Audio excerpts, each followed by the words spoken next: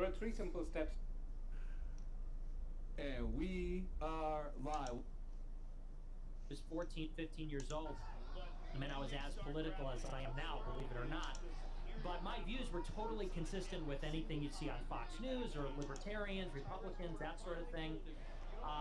And so it wasn't until I got to college, wasn't until I got to Boston University after the Trump election that I really came into the red pill. You know, I got red pilled, so to speak.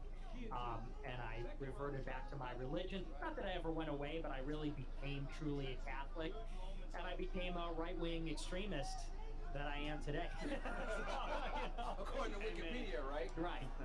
And you, so you actually found your religion more so when you went to college, went to Boston. Yeah. I know a lot of people go to college, they become liberal. Yeah, I went there crazy. I did the opposite. Yeah. I became reactionary. Was there a moment in time that, like, for example, an event happened that made you say, you know what, get closer to God? Or was it more like, this happened? No, it was a real event. You know, I went to Boston University, and I'd never lived away from home. I never lived outside of Chicago, which is where I grew up. And it was one thing that precipitated it specifically. Maybe you guys don't remember, because this was kind of like, if you weren't paying close attention, you wouldn't have noticed it. But in October 2016, this was when we first heard about Russia and the Russiagate, the Russia stuff. And if you remember, Joe Biden, then the vice president, comes out and does a press conference because Obama was talking about meddling in the election. Yeah. And Biden comes out and says, well, you know, we're going to retaliate. And I remember thinking, there's a good chance Clinton becomes president, and we're in a nuclear war with Russia. Kind of like where we are now, which is scary. You know, there were some developments today with these cluster munitions. And so I remember in October 16 thinking like, okay, the world's going to end. It's over, we're done, we're all going to die. And I remember thinking like, there's got to be more. You know, I wake up, I eat my 3 meals, I go to my classes, wake up, rinse, repeat. And I'm thinking, you know, I'm a person that wants meaning in my life. I'm a person that has consciousness. There's got to be more than the routine. There's got to be more than the physical. And so that was the first time I went out to the bookstore there. Maybe you remember, I know you went to school close by. I went to the Barnes & Noble on Commonwealth Ave by the big Citgo sign. I know exactly where that's at. Yeah, you know right where that is, yeah. By Kenmore. And I bought a Bible, my first Bible. I read the Bible, and I read some other books, and I watched videos, and, you know, like I said, I was baptized Catholic, but I really started to believe. I really developed this sort of spiritual consciousness. So it was something, it was that in particular. I was afraid of Hillary Clinton, basically. Oh, wow. That's crazy. So, because most people go off to college and become way more liberals, they become less religious, they become, oh yeah, let's hug the trees, and especially Boston. I mean, I could speak from experience here. You know, I graduated college in 2013. When you went, it was worse. I'll never forget. I went back to Boston back in like 2015. I had a Make America Great hat again, and everyone was harassing me. It was bad. You know what I mean? So it's only gotten worse. And you were there. How long did you stay at BU before you left? I was there for 2 semesters. I was there from September 16 until May 17. What was that like being over there as a conservative or religious conservative? Well, it was brutal. I mean, because I was there during the Trump election. Yeah. So I got on campus, and the election was 2 months later. And I was kind of like famous when I got on the campus, because I wore the MAGA hat every day. Yes. That was like what I was known for. People were like talking shit about me on Yik Yak. Remember? Maybe that was a little after you were in 2013, so I think it was a little after. But I went back a few times, you know, to hang out with old friends because a bunch of my teammates were still in school, so I would go back every now and then. Sorry, sure. So people were talking shit about me on the Facebook group and on the Yik Yak page, saying, "Oh, there's that kid with the MAGA hat on in the dining hall." And people would come up and literally attack me. Like, people would come up. I remember I was in the line to get, like, pizza at the dining hall, and this black chick comes up in the hijab and everything, and she rolls up, and she's like... Yeah, this is him back the American Great, the MAGA hat and everything else like that. That was a little later. That was like 2020. But yeah, I mean, that's me in a MAGA hat. You know, I'd be in the dining hall, this black chick rolls up and starts berating me. I'm in the line to get food, telling me, you know, you got to justify the Muslim ban and all this. And so I was harassed. There was a lot of death threats. But that was also how I got my start. Because within the first 2 months, there was this big firestorm on Twitter because I was pumping out tweets. Stuff that was edgy at that time, I was pumping stuff out, you know, feminism sucks, multiculturalism's cancer. Pretty, like, mild, you know, by today's standards. But back then, this was hot stuff. Oh, yeah. You know? And so I was pushing this stuff out. And I was contacted by this group, Young Americans for Liberty, this like libertarian group, and they said, we want to set up a debate with you and one of your detractors because we've blown up on social media. I said, I'm down. This almost didn't even happen. They were looking for somebody, nobody wanted to do it. The student body president of Boston University stepped up to debate me. I'm like a freshman. I was there for a month. Yeah. And I'm debating the student body president. So they set it up. We did it in the, I forget the venue. Was it a female? No, it was a guy. Oh. Some gay guy. No, of course. Yeah. Of course, that'd be you. Yeah. He was wearing a beanie. Yeah. I was making fun of him for that. There's a reason why they say sucks to be you. Oh, that was a Yeah, close well, one. it sucked to be him for sure. That night. So you debate him to take us through that. So it was like 300 people showed up. It's like a big deal Wow. for like, we weren't like e-celebrities or anything. It's like 300 people show up, and I go out there. It's like a week before the election, and I'm like, you know what? Trump is gonna win, and I just go off because they're all liberals, all women in the audience, and I pop off. People love it. There's this girl in the audience named Cassie Dillon. Okay. I don't know if you heard of her, but at that time she was working for Daily Wire. She's working for Ben Shapiro. Here we go. Yeah, ding, ding, ding. so she periscopes the whole thing on Twitter, and it's blowing up. Thousands of people watching. She texts Ben Shapiro because she's working for him at this time, and she says, Ben, I just discovered this guy. I still have the screenshot. She's like, you gotta take him under your wing. He's the greatest thing. And so she comes up and interviews me after the debate, and we do a little post-game recap, whatever. And the last thing she asked me, and I don't know, I'm not going to say the country, but she says, one last question: would you ever take a trip to the country? Motherland. Yeah, the motherland. And talk about the tweet too that got you viral with him, because I want the people to know that tweet. We'll talk about that on Rumble, guys. Don't worry. Sorry. Totally, yeah. Because that's some good lore. Yeah. So she asked me that, and I tell her, and this is before I'm even fully red pilled. I said, Cassie, I said, I have everything I need right here in America. Yeah. And I'm America first. Yeah. And so anyways, that was sort of like how I made a splash. I start getting a Twitter following. I get introduced to all these guys at Daily Wire. Yeah. That's when I started to run into problems, though. Because, and this is sort of, a lot of people don't know this about me. People look at me and they say, oh, he's another David Duke. He's another Richard Spencer. I was going to be the next Shapiro, Will Witt, whatever. Basically being groomed like all these other young college Republicans. I was on that track to be a normie conservative influencer. But it happened to coincide with the Trump election, where Trump was raising some very interesting points. Like when he goes out and says America first, that creates a big problem for the system that we have. Yeah. Because the system is basically predicated on foreign influence and corruption. And so when one guy goes up and says America first, suddenly it's a big problem for the people that want Iraq war, Afghanistan war, Syria war with Russia, whatever, free trade for that matter, TPP. And so I start asking these questions of all these guys at Daily Wire saying, hey man, what's the deal with the foreign aid? What's the deal with the war? What's the deal with the Security Council vote? At that time, Obama, and I didn't like Obama, but I defended him in December 16. He goes out there and he allowed the United States to abstain on the Security Council vote where they were condemning Israel. Everyone freaked. They said, he's an anti-Semite, he's the worst guy ever. I said, hang on a second. We owe them? We owe them that we have to give them this unconditional diplomatic support no matter what. I wrote this big article about it. I'm pushing tweets.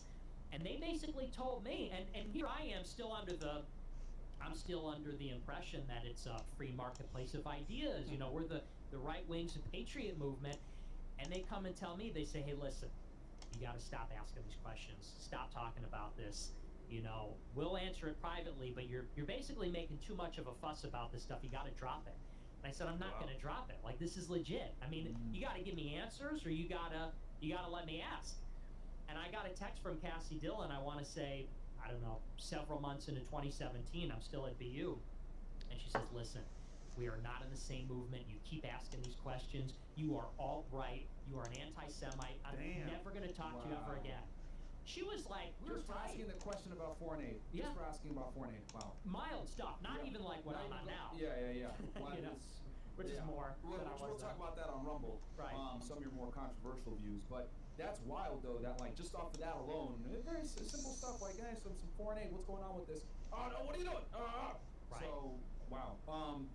So real quick, we talked about Trump. 2016, he gets elected president. Where were you, and what went through your mind? Because I'll tell you this, I was fucking shocked when that happened. I was down in Laredo, Texas on the Mexican border. was shocked when that went down. Where were you at? What was it like? It was the best day ever. I mean, literally, like, one of the best days of my life, without even joking. No exaggeration. I mean, I was there on campus, and I was getting attacked for months. Of course. People just literally yelling at me in the street, confronting me in the dining hall. And so I remember It's real, dude. I remember when I wore the hat, like, it is real. Like, they will, like, back then, they would attack you in Boston. Physical violence for you being a Trump supporter. It was crazy, dude. Yeah, no, I think it was actually worse then than it is now. It's way worse back then. It's way worse, because I remember, like, they looked at it like this. Nah, I said, I don't... Hey, you want me? I got next. Hey, you want me? I got next. You said you want next? Nah, I said, I have a good time with the best. You the best. Oh, all right. Yeah. Hey, we doing it. Hey, onlyfuntime.com,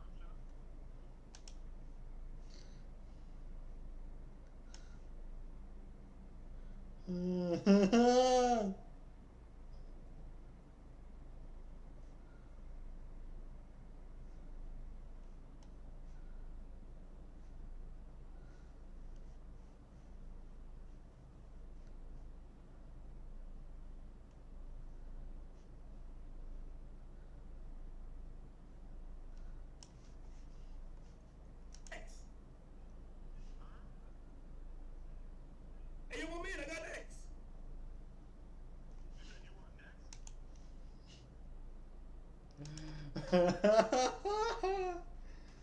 Gosh. This is a joke. This guy's an apprentice. He's not gonna win. He's a white supremacist. They're saying all kinds of crazy stuff about Trump back then. He hates black people. He hates Arabs. He hates Muslims. He hates everybody. Itchy. It was like a joke. So if you wore that hat, they kind of like looked at it like, we can attack him because it's a joke, right? Then they kind of like had this veil of like, he's not gonna win. But when he actually won, it became real. Right? They all flipped out and they went crazy. And speaking of which, real quick, that debate, you smoked that guy, didn't you? Which debate? The one, BU. The first one. Yeah. Talking about it. Totally, it was brutal. I mean, do you remember? What was the biggest dunk on him that you remember that you? I don't remember. I mean, this is so long ago. It was almost 5 years. It's 7. Yeah. There had to be like 7 years. Damn. One standout moment though. Like, what topic was it you just dunked on him on? I think there was one part, because at that time they were hitting Trump with all the sex assault allegations. Remember that? Yeah. And we never heard from those people ever again, minus this civil suit that just happened recently. But back then, he raped 12 women, this and that. And so I remember they asked me about that, the audience question, and I basically said, they're liars, like, I don't believe any women. This is even before Me Too. And the room lit up. Of course. People were leaving like crying, because that was like the era, like the trigger at SJW. Yeah, People freaked out. To give everyone just perspective, like back then, if you came up with an accusation, they believed you. There was no like false. The false accusations weren't a thing for celebs. Like if someone came at a celeb back then, 100% he did it, right? And now we know, right? This E. Carroll woman, right? She went on fucking CNN and said, you can rape someone emotionally. Yeah. This is the clown world that we're in. So like it was all bullshit, and I don't know where any of these women are now that claim this shit. And the only reason that Trump lost that civil suit, by the way, for all you guys out there, is I posted on my Instagram. Yeah, he didn't care at all. Bro, there's a clip. You know what, Chris? Pull up the clip. Type in Trump deposition tells the lawyer you're not attractive. I'll play that clip real quick for y'all. That's why he basically lost, because he didn't give a fuck. He went to that deposition and didn't care. But sorry, going back. Election night, he wins 2016. Yeah, so I was, there were very few Trump supporters on the campus. I think it was literally like 4. And like, I knew all of them because we all met at the big Fox News debate viewing party. And anyway, so we were all in my buddy's dorm room, and, I thought he had a good chance of winning. I actually had money on it. I think I bet $1,000 that Trump would win. I put money down in the second debate when he went out there and said, because you'd be in jail. I ran to my laptop. I put like $1,000 on Trump on predicted, because I'm like, he just won, but I wasn't sure, because you remember how it was. It's like you said, it wasn't real until it happened. Yeah. So we were there, we were chilling. We didn't even have a TV. I was shocked. Yeah, Hillary had it. Like you had all the feminists going crazy. I was like, dude, she's gonna win. This is like no way. But you and everybody else, right? Yeah. I mean, 97% Huffington Post, right? Yeah. And so I was there in the apartment, and we were watching the New York Times, and you remember they have these dials, and they said, she's got a 99% chance winning. And as the night went on, it just went further and further. And we just, as the night went on, we were going crazy. We're like, he did it. Like, he memed his way into the White House. And so, nuts. He did though, right? His Instagram is all jokes, like making fun of Biden and making fun of everybody. Ron DeSantis, like, it's hilarious. Well, the Twitter was nuts. Yeah. I mean, back in 16, I mean, people forget. I always make it a point to say this when I do interviews. It's like, Trump today is way more mild compared to 16. He was going out there and said, like, we're going to ban all the Muslims in the United States. What? Like, Yeah, I'll never forget this. He said, we're going to build a wall and Mexico's going to pay for it. And I was like, what the fuck? This guy's crazy. Because I was on the Mexican border at the time. And everyone was like, no way it's going to happen. And I was like, fucking, like, this thing's crazy. And when he won, I was like, what the fuck? Like, well, you remember he goes up there and he's like, well, my brother built a security apparatus that kept us safe, Jeb Bush. And Trump goes, and you could see, like, he got charged up. That bothered him because the audience was cheering for Jeb. He goes, the World Trade Center came down under your brother. And they were like, what? Like, he blamed him for 9/11. This was nuts. Yo. And anyway, so we were like, this is just the best thing ever. And we went to all the viewing parties because they were hosting these viewing parties all over the campus. And we went waving the Trump flag with the hats. Fuck you. You know, Trump's your president. 8 years, bitch. You know? I can imagine all the, like, white girls like, just going crazy, bro. Just losing their shit, man. Because, yo, I'm telling y'all, man, Boston is way different, right? Like, I could only imagine what it's like now with, like, the 99 genders and fucking them being super politically correct over there. Like, it's bad now. It's way worse. So, Yeah. After he won the election, were people still trying to fight you at school after that? Yeah, it got worse. I mean, so me and my buddy, the day after, we went to the Harvard yard or whatever, the Harvard common area to troll. You know, we brought the flag, we brought the hats. Literally. Oh, y'all went to Harvard Square? Yeah. Oh, the Red Line. Yeah. Yeah. See, you know. Big mistake. Okay, let me paint a picture for you. This area is like huge. Like this is where tourists come, college students. It's huge, and it's a big T stop. Like the T is the train for Boston, right? It goes all through the city. So like that's a huge area. So like, yo, y'all are crazy. Yeah. I can only imagine Nick and his boy like, fuck Yeah, you, dude, dude. you won. Motherfucker. They all have like the Patriot hats on and shit. Oh yeah, we had the MAGA hat, the flags, the whole thing. You know. You want your insurance? You want your insurance, bro? Please turn that to the Boston Tea Party. It's back. It's back. All right, sorry. We almost got our asses kicked. You know, so we took the red line to get over there, and somebody ran by and snatched my buddy's hat. People were heckling us. We jump on the T, and a bunch of homeless guys come up, and they're like, hey, you know, we're gonna beat the fuck out of you at the next stop. And we're like, we gotta get out of here. We jump off the train, not even at our stop, out of the frying pan into the fire. There's like a whole gang of black guys there, and they're like, yo. Did y'all get off at like Roxbury? I don't remember. Okay. You know, so many years ago, but it wasn't our stop. What? We just gotta get out of here. This guy's like, My boy! model.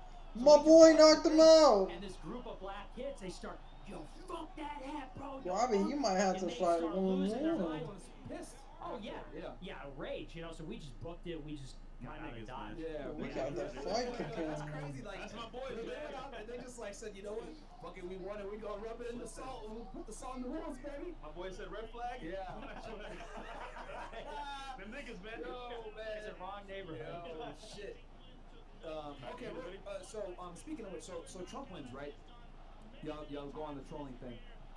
Real quick, I got the video here. You guys want to know why Trump won that? Because just to bring it back, long story short, this woman came out, accused Trump of raping her back in like '96 or some bullshit like that. This E. Carroll lady, she's an author, writes a book about her life, and then most importantly, writes about her getting raped by Trump. So this, I don't know if y'all know this. So this is what happened with the story. She releases an excerpt from the book to a newspaper, and it goes crazy, right? Like that's the first time the allegations are made out publicly, etc. It goes crazy. So she says, "Okay, I'm Bro, gonna show put this in the my book and I'm gonna go on replay. tour." Then she launches a civil lawsuit. So it's like, bro, you're gonna launch a lawsuit. You're gonna put the excerpt out from your book of one of the most traumatic times in your life to sell a book, and you telling me that it's not on some bullshit? Like, come on, man. So right here, guys. So this is a deposition, right? Because it's a civil case, so Trump cannot assert the Fifth Amendment privilege of staying silent. He has to answer the question. So he's there. They're asking him questions. This part is hilarious.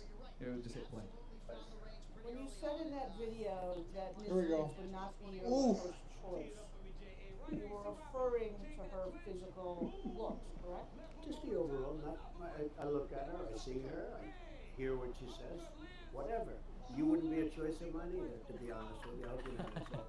I would not, under any circumstances, have any interest in you.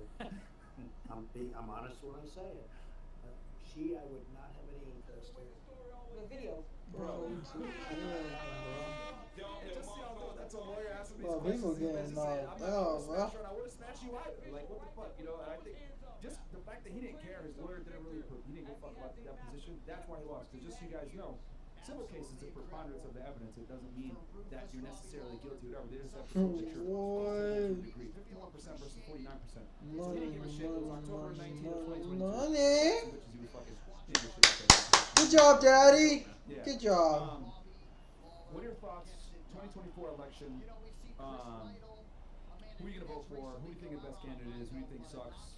Just give us your take. Well, I haven't endorsed anybody yet. I mean, you know, I was a part of the A24 team for a minute. We're gonna follow that too. Yeah, and at the same time, I also wasn't in love with Trump's announcement speech. I was actually very critical of the Trump announcement. Zerka gave me a real hard time about that. Bro, you know, he announced back in November. Who cares what he thinks? That's a good point. I don't even vote. Yeah. Well, so I didn't like the announcement. I told him as much. I mean, we had dinner at Mar-a-Lago. I said, like, hey man, I mean, bring the heat? Like, we want the old Trump back. And anyway, I think I'll most likely support him. I think he's by far and away the best candidate. I don't like anybody else. I mean, if it's not him, I'm not going to vote. I'm not obviously going to vote for Joe Biden. I'm not going to vote for Ron DeSantis. The reason I won't vote for DeSantis, I mean, maybe we'll get more into it on Rumble. Well, I mean, this guy, every criticism that I have about Trump, it's like 10 times with DeSantis. Because, you know, I knew guys in the Trump administration. I knew a lot of guys who worked in the Trump administration. And the big gripe that everybody had was that Trump gets in, and who staffs the White House? It's the RNC. The RNC that fought him throughout the nomination process, throughout the primary, even the general. I mean, we could get into it, but they were the ones that hired everybody, the 4,000 or 5,000 people that fill up the Trump admin. They picked them. So all the worst people in the world. And there was this running gag. All the true believers that were there from the beginning, stood by Trump through the Muslim ban stuff, everything else. The joke was, if you worked on the Trump campaign, it would actually count against you getting a job in the White House because they were hiring the worst people ever. And anyway, so that was one of the big problems is hiring. Trump's going to hire all the wrong people. The other thing is that they said that Trump was insufficiently America first. He wound up doing all these deals for that country over there, recognize your sovereignty over Golan Heights, move the embassy, call the IRGC terrorists, he threw back the regime change in Iran, all these kinds of things. And anyway, both of those things that you could say about Trump are doubly true of DeSantis. I mean, if anything, the lobby that we criticize Trump for being so in bed with, they back DeSantis way more. And the same thing is true of the hiring. If Trump made those mistakes back then, I think he's less likely to make them this time around. DeSantis, I know the people that are going to be staffing the DeSantis White House. I mean, I literally personally know them. They're worse than the Trump people. So, I mean, that in addition to the fact that what country did he visit before his announcement? 1 month before his announcement. He flies out, talks to all the top donors, basically got their blessing. And you could go into it. I mean, he was a congressman, he was a governor. The only foreign trips he took as a congressman and as a governor, but all the same country. Can I argue that maybe just playing a part to, become president? I mean, that's certainly possible. I think Trump did the same thing. But you know what? Well, I like him because whatever he says, he does. For the most part, if someone's going to be in office, well, if they say they can do something, they should do it. He did a good job in Florida. Yeah, that's what I can do. Florida was, even during those very buck times, it was open. Yeah, thanks to him. compared to other states. I mean, I like him, man. I like him, but I understand what you're saying, because you're right. I mean, he is a good governor. He says a lot of the right things. The thing is about Trump is that Trump is truly an outsider. Like, he really is fundamentally different than the rest of them. DeSantis, I apply more scrutiny because he's a true politician. And to your point, I look at the people that are backing him. And the people that are backing him who flipped from Trump to him, like, for example, Ken Griffin from Citadel. Ken Griffin's one of the big GOP donors, big Wall Street guy. He kind of leads that Wall Street donor block. He flipped his support from Trump to DeSantis in his reasoning. He said that, well, DeSantis isn't going to rock the boat. DeSantis is going to make sure that we get our so-called, prosperity, cut the taxes. It's not going to rock the boat. Not going to do the culture war stuff. Yeah.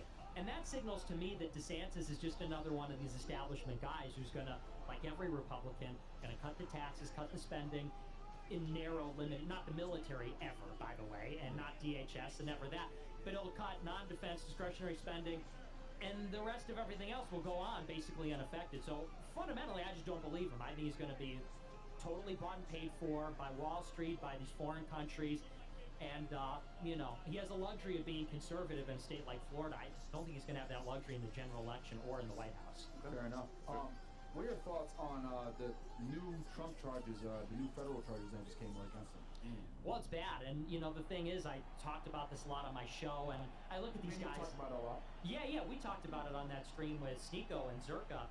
The thing is, I mean, if you look at the letter of the law, if you look at the statute, I think he's guilty, and I've said that. The issue with it is not, well, he's innocent or not guilty. The issue is that it's abuse of their discretionary power. Yeah. You know, the question is, should a prosecutor go after a former president for a clerical issue, for classified documents? It's kind of BS. Yeah. You know, that being said, he violated the statute. Like, you read the statute, you read the complaint against him, it's all right there. Yeah. So I think he's in serious trouble, and I think, and we talked about it just before the show, I think his best bet is drag it out as long as possible, pardon himself when he becomes the president. Yeah, and that's the only the other big thing I like about DeSantis is that if he gets elected and Trump loses, I know he's going to pardon Trump. Yeah. So, and yeah, I mean, just to summarize it for some of you guys that might not be aware of the federal case, the New York case I'm not worried about. That's bullshit. It's basically they're handling with falsifying business records. It's a BS charge. But the federal one, the reason why I'm worried is because I've done, you know, the 18 U.S.C. 793E charge before. It's an espionage charge. There's two things that I'm worried about. Number one, documents don't necessarily have to be classified to get hit with that charge. If it's national defense information, they can hit him with it, which he had that, right? Which is basically information that comes from the military. Number two, the indictment, if you guys read it, basically there's a lot of cooperators and informants in it, right? When one of them, they have a sound excerpt, he tells the lady in it, oh, this is secret stuff. Probably shouldn't be showing you this. I could have classified it when I was president, but I didn't. That immediately defeats the defense that he was going to use, which is, I was president, I could have declassified this stuff. And let's say he did declassify the stuff. It doesn't matter. National defense information doesn't have to be classified. You can get hit with the espionage charge for just having it. So my thing is, they obviously indicted him knowing that they're going to win, and they have 37 counts on him for it, and then there's another 13 that they didn't even charge him with because it's so classified that they didn't even want to have to, you know, declassify so they can use an evidence. So they're going at him like this because they know that they can get him. Should they have charged him? No, but of course, the FBI, right, had a fucking hard-on for him or whatever, so it is what it is. And my other concern, too, is that if you guys read the indictment, the lawyer, they say that they have lawyer notes memorialized. Why is this a problem? Well, a lawyer and his relationship with his client is considered privilege. You can't use that information. So if I go to let's say Nick is my lawyer, and I rob the bank, and I say, I robbed that bank, man, we got it, yeah. That's privilege. You can't go to the feds. But if I get involved in the crime, right, as his lawyer, now that privilege is gone. So what ended up happening, guys, is that the lawyer, right, moved some documents out of the boxes for Trump and went to the FBI with those documents saying, here we go.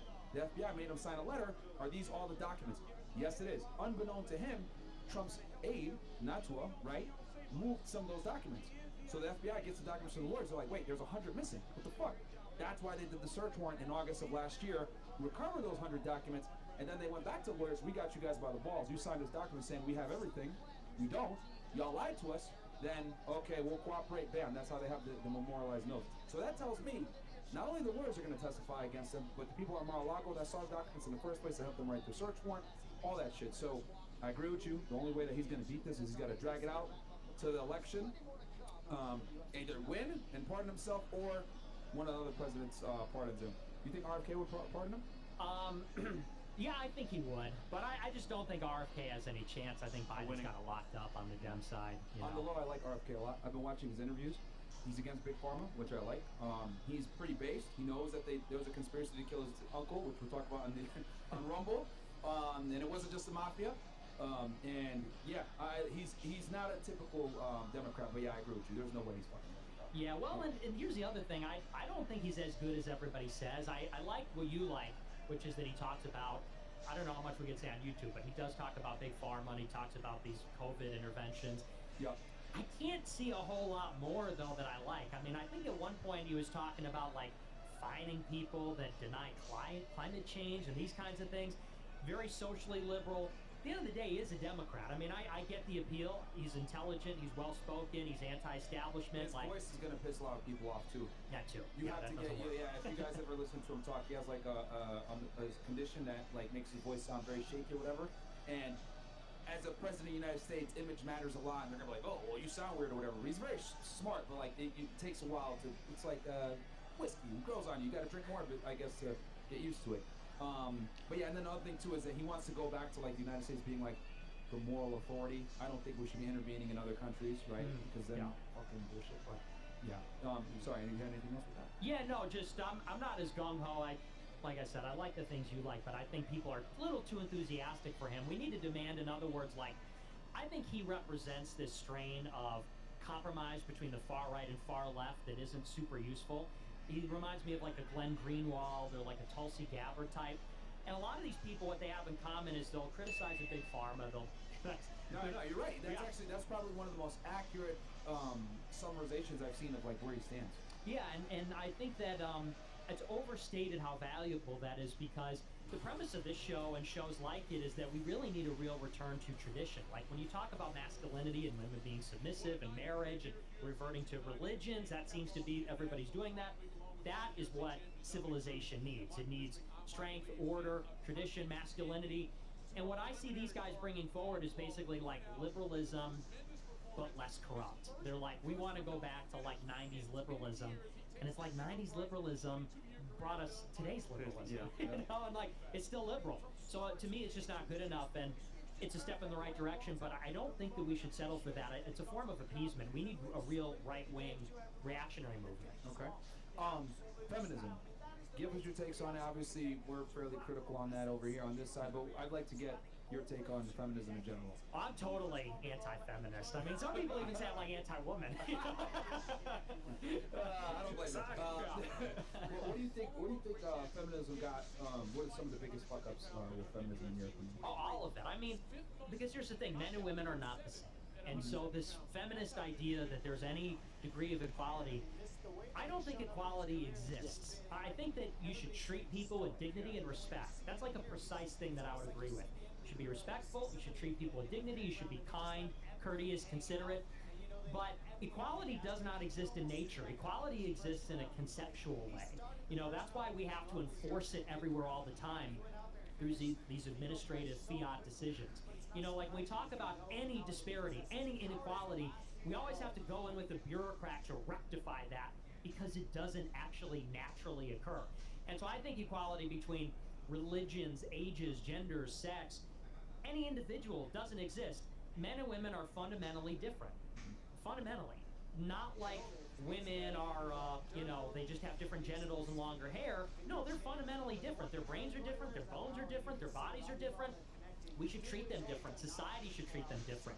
So the idea that they would have the equality with men is ridiculous. Yeah. If they're not equal, essentially, why would they be equal under the law or They don't something? even want equality. They don't. Because if you look at modern women now, what do they complain about? Guys don't hold doors open, they don't pay for dates, they're not strong, they're not leaders. Well, that assumes inequality, which is what you guys have been fighting against all this time, right? So it's I always laugh because feminists want equality when it suits them, but they don't want it when it does. Basically, they want equality of outcome. They don't want equality of effort, is what a lot of them want. Absolutely. Well, and here's the thing. I mean, we gave them the vote, and we gave them the right to work, and all these things. Now, do you see a lot of women that are super duper engaged with politics? And even these like career women, it's like fake careers, in my opinion, most of the time. No, that's a fact. That's not even bro, the top least paying jobs that aren't needed for infrastructure are female dominated. That's a fact. Yeah, absolutely. So, you're absolutely right. Women don't want it because it's not their role. I mean, women are literally biologically designed to have children. People ridicule that and mock that. They say, oh, you want the women barefoot and pregnant in the kitchen. You think they're baby machines. Like, yeah, I mean, that's like what they're made to do. That's what their hormones are about. That's what their brains are about. I mean, people even say their ethics are different because their ethics are based on caregiving. I mean, they're biologically designed to nurture and care for a baby growing in their body and then take care of them after they're outside. So their disposition, their temperament, their everything is all based around that. And as a consequence, that's why most women happen to then not be fulfilled. That you're going to see, it's going to be devastating in this century. All these women that were lied to about feminism that are going to turn 30, 35, 40, no eggs, no husband, no family, ugly. No eggs. Going to be millions of them, and they're going to be miserable, and they're going to take it out on us. Yeah. They're going to be, God help us, you know, and it's starting to happen. Like, we're getting pushed off this cliff here. I look around, and you know what it is? It's these things that people would sort of, you know, they'd say, oh my gosh, that's so extreme. Women shouldn't be getting educated, man. They shouldn't be going to college. There's a 1-to-1 correlation with women getting educated in college and deferring childbearing. In fact, it's a higher correlation between deferring childbearing for women with education than with IQ. In other words, it's not women being intelligent, it's women going to school for all these years, which is why they put it off. Yeah. And it's them putting it off. I mean, and we could go really into it, but fundamentally, is last thing I'll say, fundamentally, the problem is we have gotten away from what is morally right and what is natural. The moral law and the natural law. And what I mean by that is, the moral law says that sex is only moral within marriage. And the natural law says that when we start to feel like we want to reproduce in our adolescent years, women have a biological clock. Society should be ordered around these two fundamental facts. Get kids married, get them married young, get them having kids. When you start to introduce this, they gotta wait until they're 25. You know, they gotta wait until they're 30, and they gotta have dating experience, and they gotta go to college, and we gotta go through the rigmarole. This is what's producing the society with all these things that just don't work or make sense. Hookup culture, pornography, incels, players, you know, this notion about chads getting all the sex and everyone else hung out to dry. In a Catholic society, young women are getting married off. They're having kids. This is healthy for them. It keeps them young, actually. The hormones when they have kids keeps them young. The men are having kids. The fertility rate stays high. The society stays stable. Autism. Exactly. And the high mutational load that's associated with deferring childhood. Like, that is just how the society should be. We got to radically rethink gender, sex, all these things in the society. Question for you. Do you think women should vote? No, absolutely not. Sorry. Okay, so I think women should vote, but a female's vote should be half of a man's vote because of selective service. Why do you think they shouldn't vote?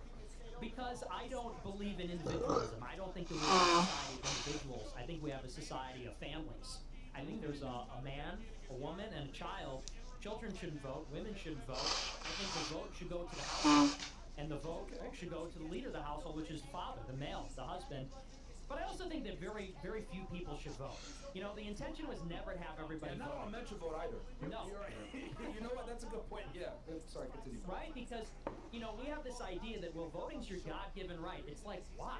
What discernment does, like, a 19-year-old student who works a retail job, what discernment do they have about the society?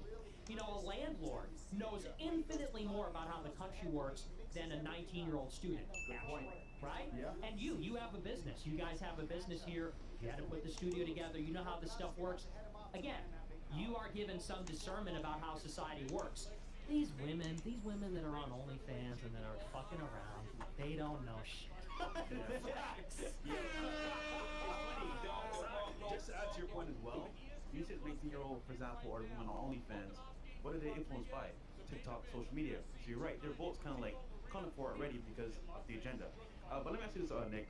So family, right, is very important, and I believe that is true. So if family is very important, head of the family is a man. So in your opinion, which gender would be, I want to say, more responsible for women being how they are now? That's always the question, and it's a very good question. I think, though, that when you ask men versus women, it obfuscates another dimension to it, which is that there's not just a power imbalance between men and women, there's a power imbalance between men. And so I think that the role of media cannot be understated, because it was like these activist groups and the media, and it was all men, of course, but they are the ones that put the women out as the shock troops. And it's interesting because when you look at these voting groups that are the most liberal, who are the most liberal Democrat voting groups? It's ethnic and racial minorities, women, and young people. When the CIA does a color revolution in another country and they want to topple a nationalist government, what are the three groups they go after? Who do they give the money to? When you see, right? When you say the Maidan, when you see these things, the Arab Spring, it's religious and ethnic, racial minorities, it's the women, it's the students, because there's most influenceable. I didn't want to say it. You can say it. I appreciate it. And for all the for all the brothers out there, whatever, the Democrats aren't gonna save you. Like they're really not, bro. And they've had the black vote for decades. They use it as a tool to get your vote. They don't care about They don't give a fuck about black people, Yeah, bro. they don't care. Like Biden, if you don't vote for me, you ain't black. Like no, bro. It's psyop. Sorry, You are a continue, tool. Yeah, well, it's totally true, and you even get into like, white people are blamed for so much of the black people's problems in the country. If you really go back, if we want to name names, we want to go into the textbook, the war. I mean, you're gonna find some people that look white. You're gonna find some people that, not exactly. Not quite. Alright, guys, we're gonna get to that rumble. Right, yeah, rumble. Alright, we're gonna talk about that rumble. Dancing on the line. We got some more stars moving on, guys. Dog. No, sorry, continue out there. So, Niggas said Lord, like Lord of the Rings. The Lord. You talk about that too in the book. The book mentions the boys. Oh, yeah. Oh, yeah. But sorry, we'll continue on. So as far as who's to blame, of course it's the men, because the men unleash the women, but it's specific men. Because I don't think any of these guys who are young, like boomers understand. Like my father is a man. Boomer My has father it. got it. He was born in '62, so last gasp for the boomers. And he's a man. He got it. He wasn't under any illusions about feminism. But it's this persistent drumbeat from the media and from these activists, particular men, saying women need rights, women gotta go out there, free love, that kind of thing. And So the influence too. It's the famous dudes that are doing this bullshit all the exactly. time. Yep. And they're trying it on us. Yeah, you're a really good point, bro. Yeah, because like those guys don't represent the majority. They don't. They represent a minority, but the problem is that they got a majority of the influence. Yes. And now I think about this shit. I really want to have high IQ guests because it helps me think. Why did Andrew Tate blow up? Think about that for a second. The reason why Andrew Tate blew up wasn't because we got a bunch of feminized men that want female equality and all this other bullshit. No, it was a bunch of guys that were suppressed that couldn't fucking say what the hell was really on their mind. They knew feminism was bullshit. They knew that these women were out of order. They knew that all this shit was fucked up and affirmative action and women getting hired for jobs that they don't necessarily qualify for, don't deserve, getting hired over men that are superior to them. They knew it was all bullshit. So what happened? Andrew Tate says, hey, the fuck? Stop being a part of the matrix, blah, blah. Everyone goes crazy because he's been saying what everyone's thinking. Trump, why did he win? There was a silent majority that thought, you know what? Fuck this shit. Yeah, America first. This is bullshit. What's up with all these feminists, all these weird libtards? But it's the minority of men that have the influence that are the feminists that with the fucking pink hair marching. They're like, yeah, let's go on a slow walk with y'all. But the rest of the guys are like, this is bullshit. But they shut up because they don't want to lose their job. Yeah. Even celebrity actors, for example, The Rock. Yeah. I mean, what's happening to people that are the sign of masculinity turn into like freaking women? Yeah, It's crazy. Yeah, bro. a lot of the most influential actors, Dresses. musicians, etc. They're liberals, and then that's what everyone thinks it is. But the reality is, it's not. Like, why did we blow up? Why did Andrew Tate blow up? Why are you popular? Even though you've been canceled everywhere, you got an army behind you. Why? Because they're tired of the fucking bullshit. Yeah, man. there's an appetite for it. Yeah. Plain and simple. And it's right. You look at these actors. I used to say, and I say this on my show, like my favorite genre of movie or TV show, I think it's true of everybody. It's the same movie every time, no matter who the actor is, and no matter what the kind of movie it is. It's like there's an old white guy, and he's the fucking best at everything. And they throw everything at him, and he solves it. That's 24. That's House of Cards. That's Breaking Bad. That's every show. Walter White, Kiefer Sutherland, It's Mad Men. It's Drive. Rocky It's, Balboa. it's everything. Yeah. Walter White. Clint Eastwood, Yeah. John Wayne. It's a white Wait, guy. no, Mickey was one of them. Sorry, never mind. Yeah, that's true. Yeah, my bad. Or any man for that matter. Yeah. But there's a guy, and it's a father figure, but it's a father archetype. And that's what people are longing for, and that's why they look at it, they seek that out in an Andrew Tate or, us or anybody else. Yeah. Some chats here? Before I read the chats, as far as women go on, the family unit, etc. What's your response to all the haters that call you an incel? Well, I mean, I call myself an incel, so I don't really help my case there. But, here's the thing about that. I am a virgin. I'm waiting until marriage. I'm Catholic. I believe it's a mortal sin to have sex. Wait a minute. You weren't joking? No. Yeah. Okay. You didn't know? No, I thought it was a joke. No, are you serious, man? Okay. I'm serious. Shout out to you, man. And you know, and I'm not trying to hide behind the morality. I mean, to an extent, I mean, for me, it's just never been about sex for me. And what I try to tell young guys is, look, there's more to life than sex. And even I would say the marriage, because there's this pernicious thing that goes on where I think there's a lot of guys out there that really believe that their problem is they don't have a girlfriend. Like, there's so many guys that are miserable, like spiritually crushed, and in their mind, and this is why you see them sad posting like bitches on Twitter or TikTok, you know, I don't have a girlfriend, I want cuddles, whatever. Yeah, that's it's like fucking this gay. therapeutic thing. And what it is, though, what I noticed is it's like a mommy issue thing. They want a woman to run their finger through their hair and say it's going to be okay. They want a mommy. And I'm here to tell the young guys, like, you got to be a fucking man. Like, let go of your mom. Okay, you got to leave the coop. You don't need another mom. You don't need to marry your mom to take care of you. Because what I see happen to these guys is they find their girlfriend. In some cases, they get married and they turn into these like schlub, miserable people. I tell guys, focus on yourself. Be happy as an independent man. Get your skill. Make your money, get an education. And this happens for a different age for everybody. But you got to really become a man first. Then you get married. Then you get your girlfriend, whatever. And that's kind of what I've been on for a long time. I mean, you know, I've really survived under kind of the worst circumstances ever, being banned from banks and every social media. And I tell people, would I have been able to do this if I was worried about picking up chicks?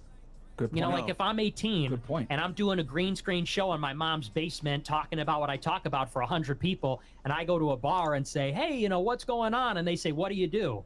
I'm like, well, I host this, you know, racist show in my parents' basement. Like, how's that going to go? What power? What the fuck is This is a good question.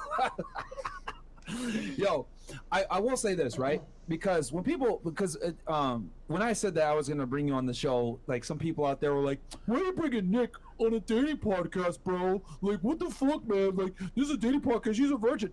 Fuck you guys. This isn't a show about just getting laid and getting chicks. This show about becoming a better man, being fucking smart, knowing what the hell's going on in the world around you, not being a moron. And here's the thing: I would argue, bro, with your fame and your clout, you're not really an incel. You go get a bitch now if you wanted to, right? You know, some fucking tradcon whore's gonna be like, oh yeah, I don't like them boys either. Just fuck. Like, you know what I mean? Like, they would probably smash you. So I would argue you're choosing to be celibate at this point. Maybe at first it was a joke, like, oh yeah, I'm an incel. Yeah. But at this point, bro, you famous as fuck. You can fuck some bitch. I can appreciate your point of view because once again, like, and he's doing it for religious reasons, so I can respect that too. Looking back at my life, fuck you haters, and being Christian as well. If I can go back in time, I'll prefer not to get into it because, hey man, you get girls, bro, get into that path. It's a path of like infinite, unnecessary, like especially turmoil because it never ends. It's like a thirst of like, all right, I smash, I busted a nut. All right, where's the next one? It never ends. So I think, personally speaking, like your point of view is good because you're for one, you're an individual that knows what they want, and two, you're not going to be or succumb to like the lust of like women, which I think is really good. But once again, I'm already too far gone. Yeah. No, I mean, I think it like that's a great message for the guys. Like, yo, don't focus on women, focus on yourself. Yeah. And yeah, you're right, bro. Getting canceled on everything, being under investigation by the FBI, getting on a no fucking flight list, all this shit. Like, bro, you had to overcome a lot of adversity. I can only imagine if you had to fucking deal with a female. Actually, any man that has had success had to, on some level, stop chicks. Inventors, scientists, even us on the podcast for a whole year and a half. We didn't really do much. Just focus on the podcast. So you're right. You have to go through to go through a period of not dealing with chicks, man, to like fucking like get your shit together. That's just what it is, man. So I can respect it, and you do it for religious reasons. So fuck the haters, man. But we can hit the chats and then we can get into Destiny and Sneeko, his best people. Best friends. Yeah. And you know what? Shout out to fucking Sneeko, man, because he introduced me to Nick. And that's why he's here now. I'm not gonna lie, Nick. This is off camera, but it's on camera now. I didn't like it at first. Yeah. Why? I don't know yet. I'm trying to figure it Probably out. your skin color. Do you like me now, though? I'm trying to figure it out. Pause. Okay. We'll see though. That's okay. I like you. Bro, don't worry about him, man. He's shirtless. Look how black this thing is, man. All right, let's get Greg. Fuck you, nigga. I'm serious. This guy's got a chain on, nothing else. It's some blue pants. Purple. The most wanted man in America, the Nicholas J. Fuentes. This is going to be the best content. So unfortunately, we can't be on YouTube. Christ is King and Christian futurism is taking over WFNF. Shout out to you, bro. Like I said before, yo, we brought out so many guys that are canceled, bro. They get canceled, come over to FNF, man. What the fuck? We're not bitch ass niggas. Literally. We'll have y'all. All right, I'm sure they taught you guys to be 15 minutes early to any event in the Fed. Okay. Johnny Olis goes, I had meat and rice for dinner today. All right, appreciate that. Nice. Random. The boomer generation's consequences have been a disaster for the human race. All right, fair. Both in. It goes, for the cause, for the boys, thank you for all the knowledge. God bless you all. Jesus Christ is King. That and is also, true. real quick, want to stop the show, I'll tell y'all this. Cozy.tv/Nick. Go support him over there, guys. That's his website because they ban him off everything else. So cozy.tv/Nick. Link is below. And I also got his Telegram in there, too. So go support him over there because they literally kicked you off everything. Yeah, literally banned from everything. Can you tell the audience why you were banned? Well, Oh, sorry. Hold on, you know what? you forgot. Rumble, guys. In a sec. Right. Can you tell us why we were banned on platforms right now? Tell us right now. Find out on Rumble, guys. Yeah, find out on Rumble. Coming soon. Okay, there you go. No, I'm just kidding. Everybody always everyone's always catching hell because they don't give this guy any pushback. Be the one pod to give him a little, because they don't give this guy any put. I mean, well, if there's an issue, we will discuss it. But right now, there's nothing that came up. That was kind of been right about a lot of the things here, bro. Why you all mad, bro? Yeah, nothing's wrong here. You almost have 1.5 million subs, and you have this guy on. You have balls of steel, my friend. Shout out to Martin, aka ex-Captain Teabag. Hey, man, it is what it is, bro. Yeah, we'll bring people on that other people are way too scared to bring on, man. And like I said before, he says a lot of things. I agree with a lot of things that Nick says. Do I agree with everything? No, but I think he's smart, and y'all need to hear his point of view. And yeah, I like the guy. Various layers. Have a great day, gentlemen. Appreciate Shout that. out to Cody. Myron, I was watching a credit card podcast from the other day and was wondering if you could explain the difference between benefits of doing a balance transfer for investments versus taking out a loan or using the credit card directly. No, I was talking about basically using a credit card where you can practice credit card arbitrage. Like Bank of America, one of their cashback cards will let you transfer your balance into your checking account, and then you can use that to invest. There's videos on YouTube where you can find out precisely how to do it with different companies. Yeah, search. God damn it. Credit card arbitrage. Yeah, but there's a YouTuber that's really good at it. Can't remember his name. Is he Asian? No, black dude. Oh, well, that makes sense if he's Asian. God damn it, I'll remember it. That's dope. Y'all have him on a platform to speak. Now, can we get Dr. Umar Johnson on here too? You know what, bro? Stop the show. Go ahead, take it away. Because Okay. y'all want to sit here and say, y'all only bring on, like, people that are, like, far right, blah, blah, blah. Go ahead. Okay, so I happened to speak to Dr. Umar Johnson to come on the podcast. God. And a friend of mine made that connection for us. Shout out to SB, Q's brother. However, he did not respond or didn't. Alright, let's just do that. Hopefully it gets better.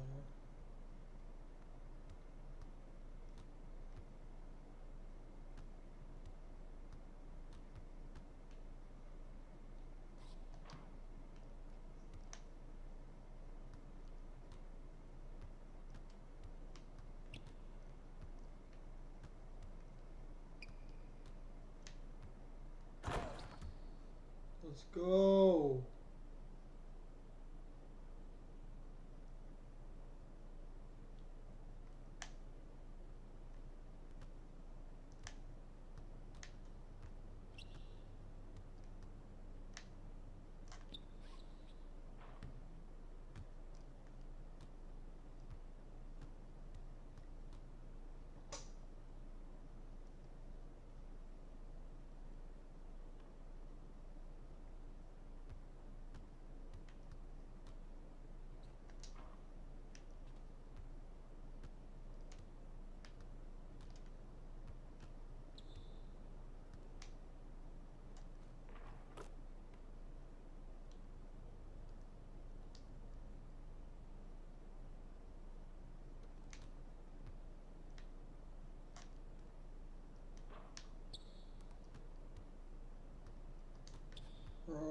My shot's not falling.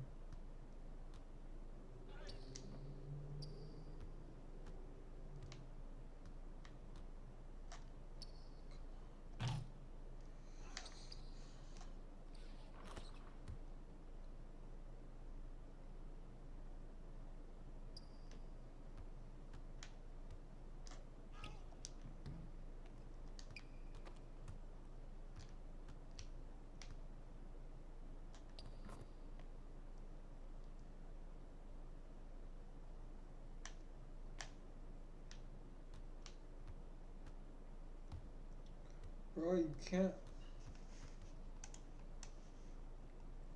Oh, I forgot about the fight. Hold on.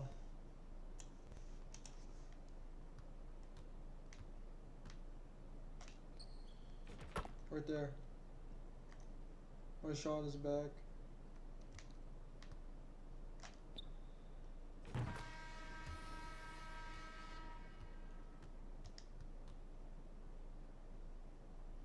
Bro, what? Bro, that's killing my...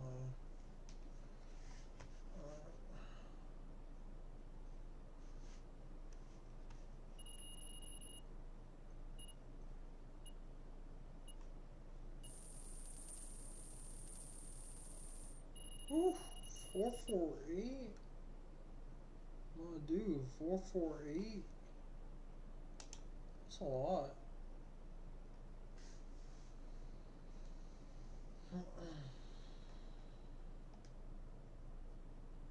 Heck yeah, I wanna leave.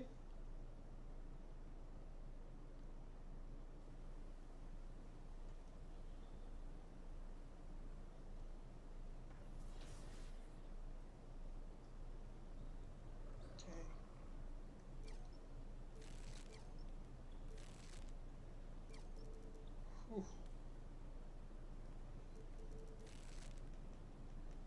We get in there, my boy. Oh my god. Alright, I need 1.2. That's crazy.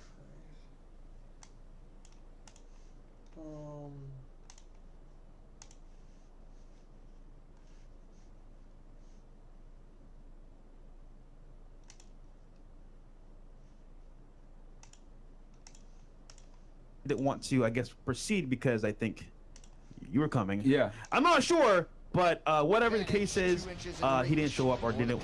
He's scared of Nick, guys. He's fucking scared of Nick. That's what it is.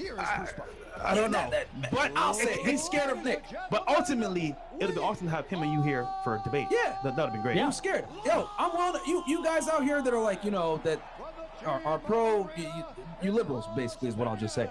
Y'all that want to come on here and debate us or Nick or somebody else, whatever, we'll make it happen. We're not scared. We'll have it. We'll have it. We made the offer, but yeah, you know, he was scared, bro. That's what it is, man.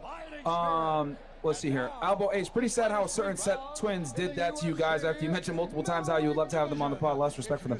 Yeah, I mean, again, whenever they're wrong, even their own comment section was shitting on them. Yeah. It says so much about their opinion, and they were definitely wrong. Just saying. Yeah, they were talking about out of here, nigga. The Hodge twins basically do what the fuck you want to do, nigga. I told them, yo, I can debate y'all on that if you guys want. I don't think they've been on a dating market since the fucking 90s.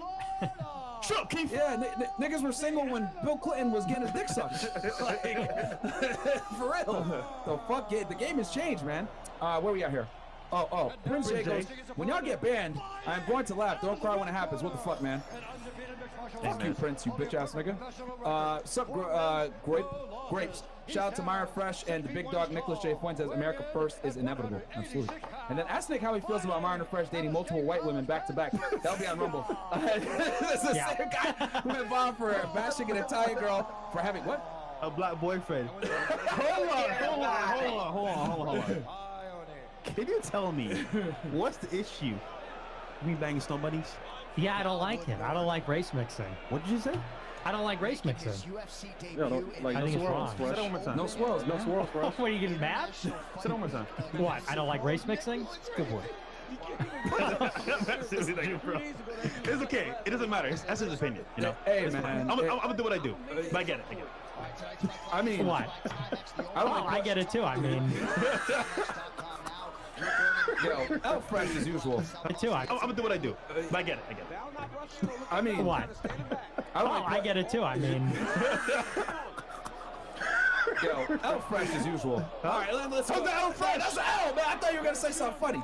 That was funny. It wasn't. All right, I see what you did. The guests on the show past week and the topics on FedEx led us to this interview. I love this as a Myron, bro. W, bro, much respect. Yeah, hopefully we don't get canceled. And then we got here, guys, get ready because we're gonna pretty soon. Love your work, W Fresh Fit Gang. Get the likes up. Cool. Yes, and then, please. guys, from this point forward, because we already got about almost 20 and up. 10,000 y'all in here. We're gonna go 50 and up here because I want to make sure that we get through the entire interview. We still got a lot to talk about here. Shout out to Quintessential for gifting 40 YouTube memberships. I appreciate that, my friend. to you, Thank bro. you so much. And then we got here, and then guys, just so y'all know, every single chat that comes through is going to be shown on screen. However, from this point forward, I'm only going to read 15 up because, like I said before, we got a lot to cover. Nick Fuentes, future monarch. America Christian autocratic rule is inevitable. Okay. And then we got AB goes. Trump got him because he is a man of the people. I'm in the way, not because he memed his way in. He genuinely cares about this country. That's what we all felt. Kaylee McAney. Trump was not an idiot with admin team. Okay. Right, cool. And then we got here, your best one is, why in the world are you, Nick and Fresh, believing in the election process? The Dems are going to steal it again, and the conservatives will be too soft to do anything about it. You have anything you want to say to that, Nick? Yeah, I agree. I've been saying that on my show for a long time. I think it's actually unlikely Trump's going to win because I think they rigged it in 20. I think they rigged it in 22. And most likely they're going to rig it in 24. I agree. Yeah, so now I don't think that it's impossible to overcome, though. I think that Trump can't overcome it. I don't think there's any way Biden can win, though. There's no way. What is he, 30% approval rating right now? I mean, I feel like if he could win in 2020, they could rig it in 24 and do it. 70-some million Can you votes. agree, since you know politics very well, that on some level they know who's going to win? Who? The political people? People at the top. The deep state? Yeah. Well, I mean, I would say yes, but then again, I think they were totally blindsided by Trump. I think there's still a legitimate process. I think that they have ways of rigging it. I think the mail-in ballots, I mean, that's how they do it. You know, they're literally ballot stuffing, or rather ballot harvesting. So, and I think that in the case of Trump, like, I think there was ballot harvesting in 16. I think it was happening then too at a lower percentage, and I think they underestimated the Trump turnout. I think they assumed that Clinton was going to win by a landslide, so maybe they didn't pull out all the stops. Yeah. Okay. Good point. That's fair. And then we got here. Last few here?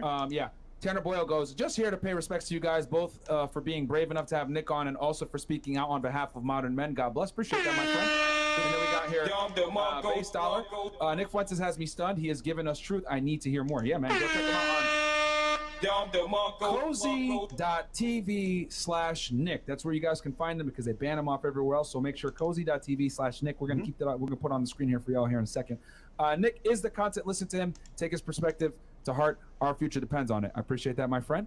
So how did you meet Sneeko? Well, we first met basically on a live stream. Some buddies of mine were super chatting his stream and in his live chat and saying, hey, you got to react to. This was July or August of last year. Okay. So just a year ago. And so a couple of my buddies, they're spamming his live chat. Hey, you got to check him out and watch a few of my videos. And literally that night, we were streaming at the same time. They gave him my number, gave him my Discord, and we called. We did a stream and basically became friends on the spot. I think we both recognized I was actually surprised because he's a black guy. I'm thinking he's going to come on and be like, no, what are you talking about this, that? Wait, isn't he Asian? He's Haitian and Asian. I must have Haitian, Asian, and little something else, I think. Hungarian. So he says. I'm Hungarian, right? Yeah. No, but that's okay. I mean, he's a good guy. And so he called in and he's dropping heat. I'm like, whoa, like this guy's totally red pilled. He surprised me. Yeah. So we rapidly became friends and we linked up, met for the first time in LA during the A24 back in November, December last year. What was it like being in the ES campaign? Was it like hard? Was it like a lot of like pressure? How was that? It was. And then why did you ultimately leave? Well, it was wild. I mean, from start to finish, that's all you could really say about it, because this man like doesn't sleep. And I say this not saying that he has mental illness, but manic is the right way to describe it. And not saying he's like manic depressive, but meaning like just frenetic, frenzied, like wakes up. I remember there was one day we worked like 18 hours, literally got to the office, worked 18 hours. He drops me off at my hotel and he goes, how much you need to sleep? I'm like, I don't know, 5-6 hours. He goes, okay, I'll call you in 6 hours. And then did. And then literally my alarm goes off and he's texting me. And that was the pace for like months. And he's a perfectionist. That's the other thing. He's a big believer in the hoodies, the shoes. He wants to do it 100 times. He wants to see 100 colorways, 100 variations, 100. And he's like that with the political stuff. So some of these messages we're writing about Brittany Griner and some of these other things, we literally did it 100 times, 100 different ways, opposite ways. You know, he would call and say, well, I want it written like a prayer. Write it like a prayer. Okay, now I want it written like a joke. Okay, now it's too funny. Make it more. Okay. Okay.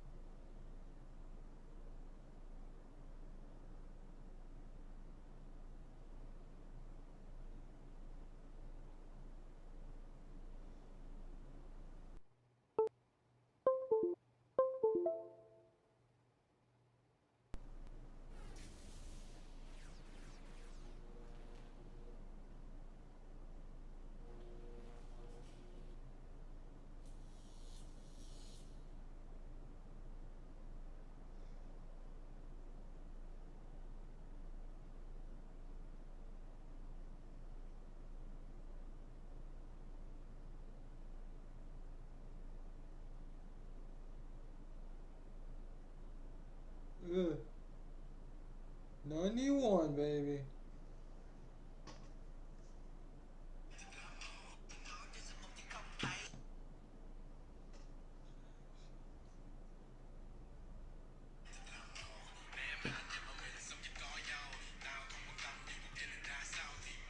Gonna be you. Mama gonna be you, boy. Gonna be you, my boy.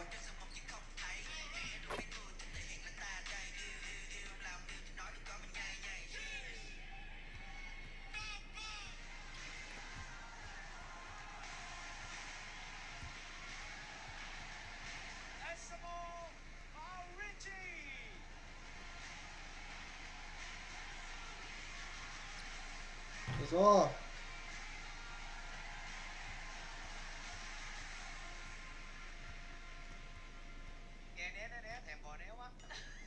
Ê!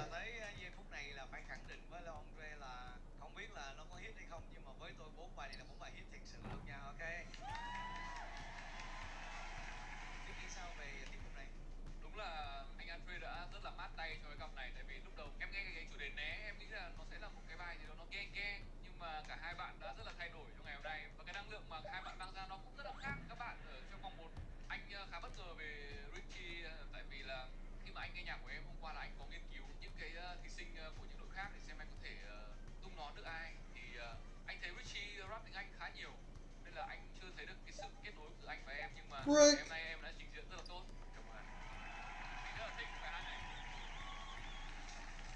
Brick.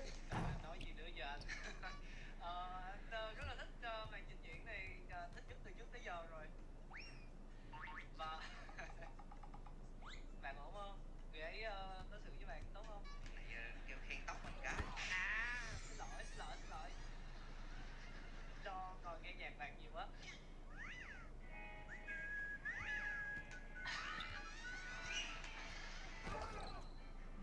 Expedia members save on travel.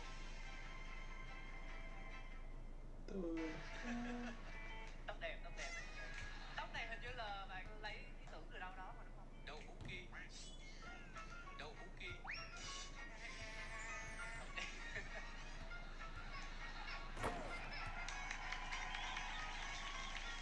Cả hai người không ai chịu nhường ai hết trơn á. Cái lúc mà em nghe cái Sao? verse đã dính rồi, và thực sự là lúc em nghe SMO xong em đã rất là ấn tượng rồi, xong rồi qua tới cái verse của Richie thì lại thêm một cái bất ngờ nữa, nên mình nghĩ đây sẽ là một cái ca rất là khó cho tất cả mọi người. Sao? Không, mà đúng là hai cái người này á, cái giọng rất là bổ trợ cho nhau, một trầm một bổng á, nghe nó rất là êm cái lỗ tai. Anh Thái anh thích bài này không ạ?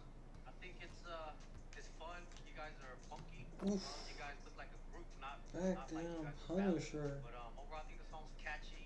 I know for sure it'll bang in the club. You know what I'm saying? But yeah, overall, it's a good song. Kỳ này mới thấy cái sự giành giật thí sinh của Andre nó ghê nha, nó lợi hại nha. Andre may mắn khi có các bạn ấy. Các bạn mà vừa ngầu nhưng mà lại trào phúng như này. Cái kiểu này ở Tây Hồ của anh hay làm này. Anh thích cái kiểu này. Cuộc sống của mình ngoài ngầu ra thì mình còn phải đem đến nhiều nụ hoa cho đời đúng không ạ? Và cái điều đấy là điều Andre luôn thiếu ở trong cuộc sống này, vì anh ấy không giống hoa. That's all. Cảm ơn chương trình đã mang các em đến với Andre.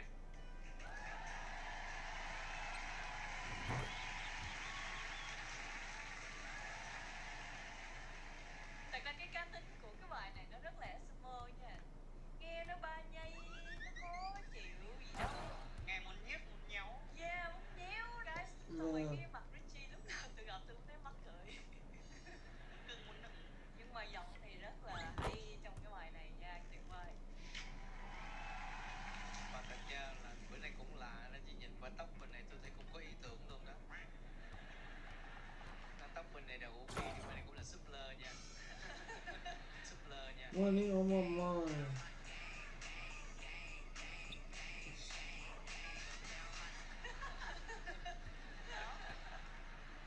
Hôm nay có lượt không? Hôm nay có lượt không? À rồi. Đó, Karik, đừng cười nữa em, nói đi. Dạ, dịch được không ạ? Rồi, được. Nhưng mà kỳ này phiên dịch yêu cầu là phải có một tí biểu cảm để cho nó sống động. Man.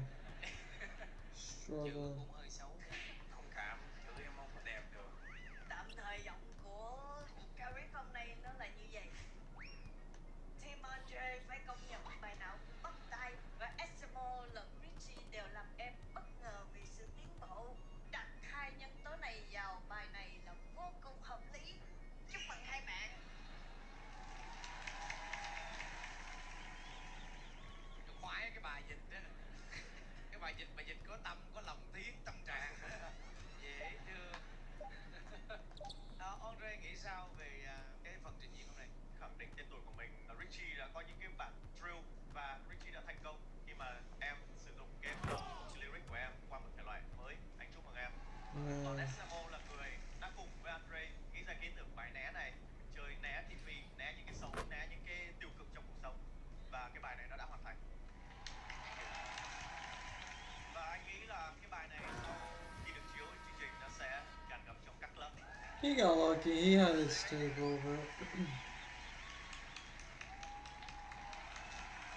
Bây giờ mời các bạn kêu gọi bình chọn.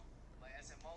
Mình là SMO, mình còn rất là nhiều điều thú vị ở những vòng sau, cho nên mong mọi người hãy ủng hộ SMO để SMO có cơ hội thể hiện hết mình.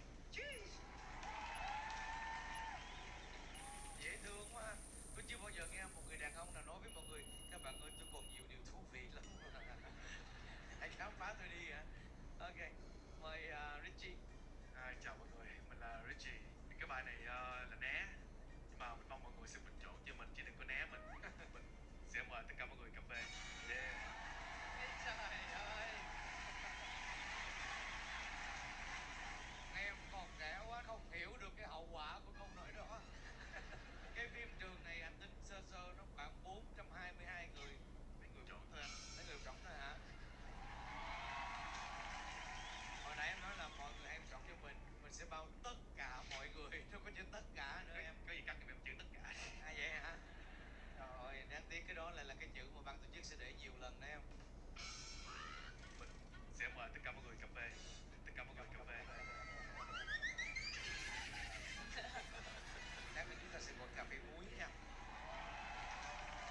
giây bình chọn cho cà phê muối bắt đầu.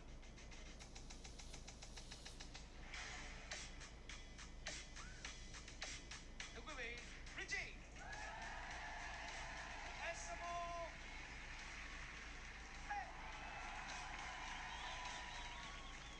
Và kết quả là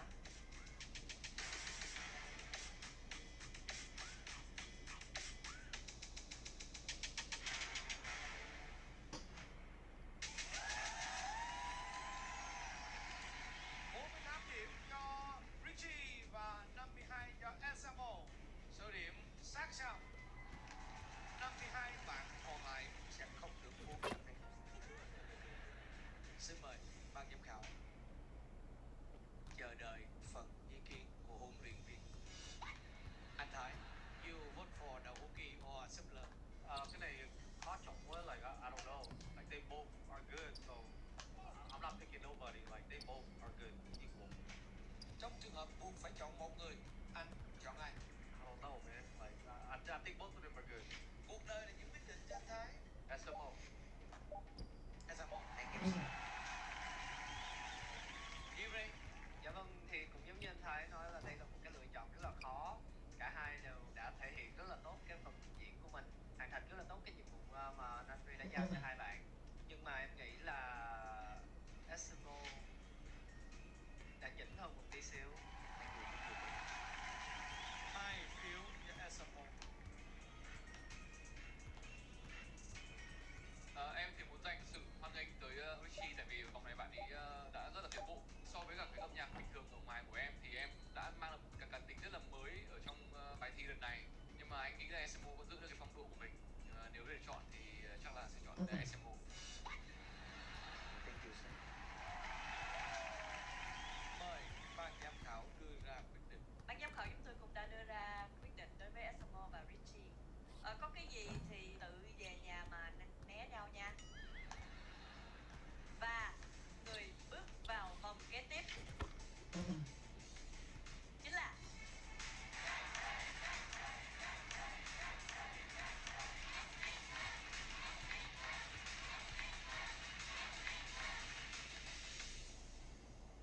Esamo.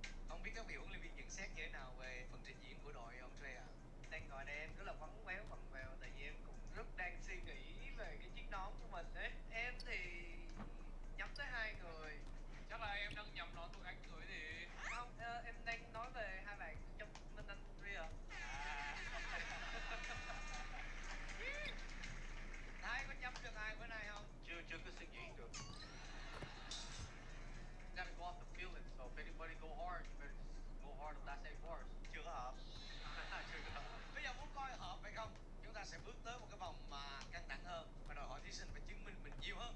Đây là vòng A-bar. Xin quý vị cùng chào đón sự trở lại của Richie,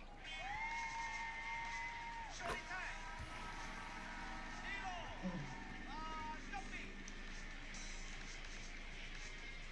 Thưa quý vị, chúng ta như mọi năm sẽ có 2 viết nhạc, mỗi viết nhạc có 8 bar. Và trong 8 bar nhạc đó, các bạn thí sinh có thể tự điền lyric đưa con flow của mình vào để chứng minh lần cuối là mình xứng đáng được đi tiếp với rap Việt. Chủ đề của vòng thi này do huấn luyện viên của các bạn là Andre đưa ra, và Andre cũng sẽ là người lựa chọn thí sinh cuối cùng được đi tiếp với đội của mình. Thưa quý vị, hiện nay số điểm của Andre đang có được như sau: Straight Edge 22, Rider 83, Moonlight 68 và SMO 52 điểm. Và điều đó đồng nghĩa với việc đội Andre có 225 điểm. Và thí sinh thắng ở vòng thi A3 sẽ mang thêm điểm về cho đội Andre. Xin mời Andre hãy đưa ra chủ đề cho vòng thi A3 này. Chủ đề của vòng thi A-bar này sẽ là thư gửi anti-fan. Andre chọn chủ đề này như kiểu là tìm một cái điểm chung B-ray hay sao? Ở đây hai người là có cái cộng đồng anti-fan gọi là nhiều nhất. Ủa chưa chưa nha, cái này phải phỏng vấn anh Thành. Yo, this man look like easy money. Trong này không ta?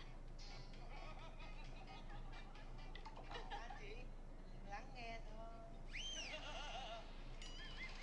Các huấn luyện viên nghĩ sao về chủ đề này ạ? Đâu khi mà anh Andre vừa nói cái chủ đề đấy thì em lại ngay lập tức hình dung tới hai ông anh đám bầy. Oh man. Oh, I'm eating tonight, boys. I'm eating, boys. Boys, we eating good, boys. Tất cả những gì em có thể hình dung đó hả? We eat good, boys. Hình dung rộng hơn đi em. Anh Thái nghĩ sao anh Thái? I mean, it's a good subject. Everybody got haters, so I mean, that's something everybody can relate to. Ray, em cũng là cỡ ngang ngửa anh với em Ray đó. Dạ vâng. Em nghĩ là em sẽ rất lại hơn cái biểu diễn ngày hôm nay. Tôi có thời gian với tôi thi vòng này. Thưa quý vị, hãy cùng lắng nghe beat số 1.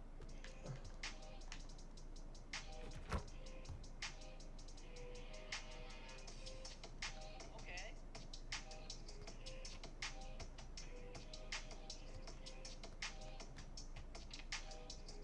There you go.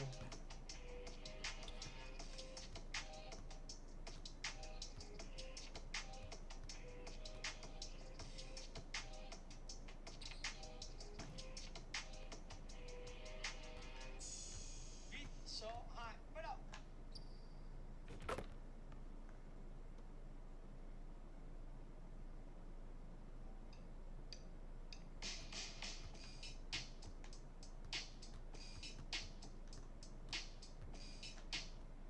Listen, paying $14.99 a month for a streaming app and $9.99 a month for a music app. And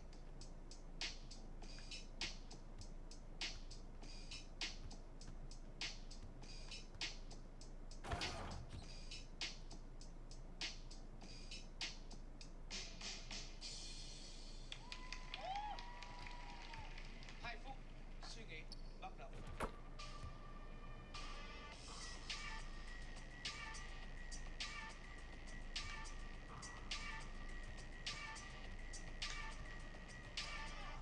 Hết giờ. Oof. That move was deadly. Ai sẽ muốn thi đầu tiên?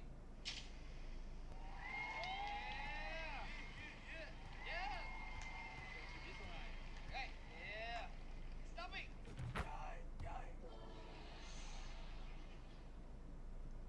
Chưa.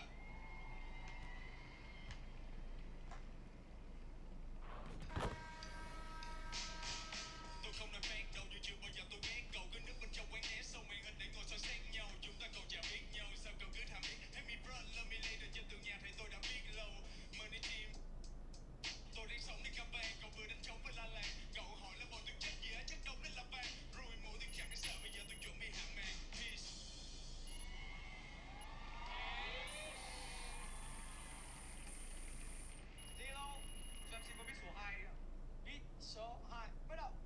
Bro, I cooked that man, bro.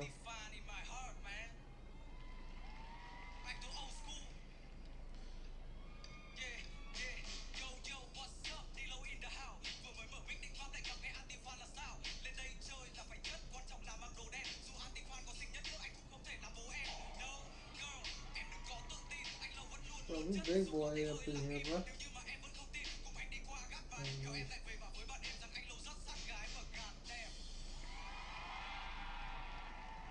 It's time for the animation, my boy. Time for the animation, my boy.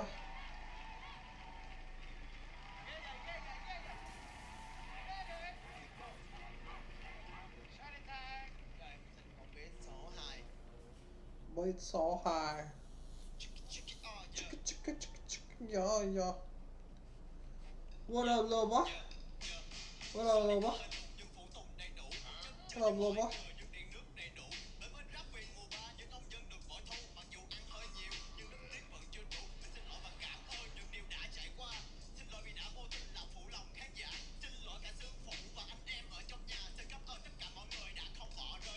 Oh, interesting.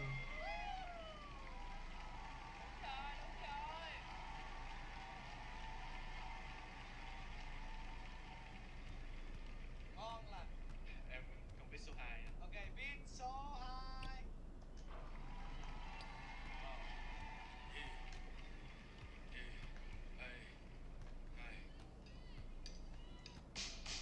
Mắt có thể không thấy nhưng mà lỗ tai lại nghe hả?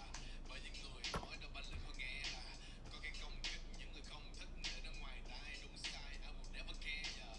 Nếu cuộc đời này là bãi săn cầu vồng thì anh xin lỗi mấy em vì lấy đi mất ở màu hồng. Anh vẫn ngóng, anh vẫn trông, anh vẫn mong một sự thổ lộ. Thích anh thì mày ghét anh là anh yêu tất cả các em mộng long.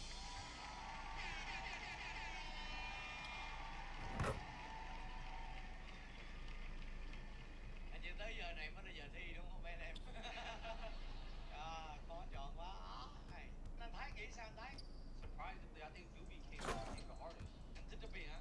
Yeah, no, I think out of all four, Doobie became the hardest. Yeah. You ready? Dubi, yeah, anh thích cách em đi đầu tiên, rất là dũng cảm. Anh thích cái chức năng như thế, tụi em tiếc là tới bây giờ em mới cho tụi thấy cái điều đó. Trong 4 người thì em đang rất là thích Dilo với lại số đi đen. Em cảm thấy rất là tiếc cho Dilo tại vì Dilo đáng lẽ phải được khai thác một cách triệt để hơn nữa.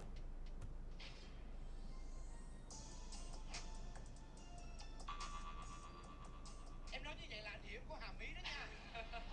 Rất tan lên nào. Em nghĩ là em sẽ cần thêm xíu thời gian để em suy nghĩ về chiến lược của em một xíu.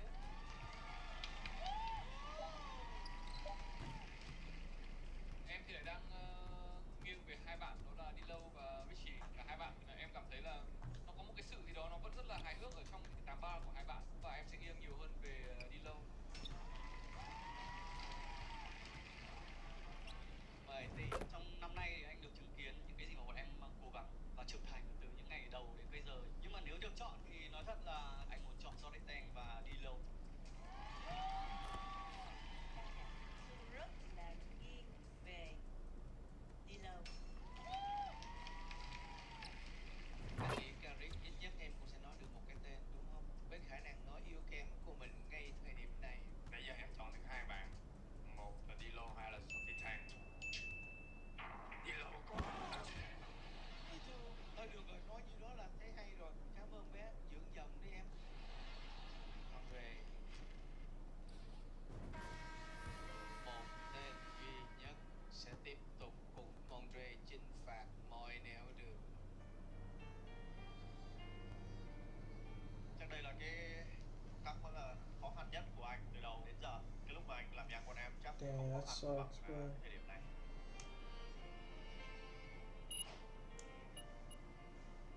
Anh muốn mục đích em đến đây mang những cái năng lượng tích cực, những cái bài giảng tươi sáng để nâng tinh thần tất cả mọi người lên khi mà một ngày người ta đi làm việc mệt mỏi về và tất cả mọi người đã hoàn thành rất là tốt cái chủ đề anh đưa ra.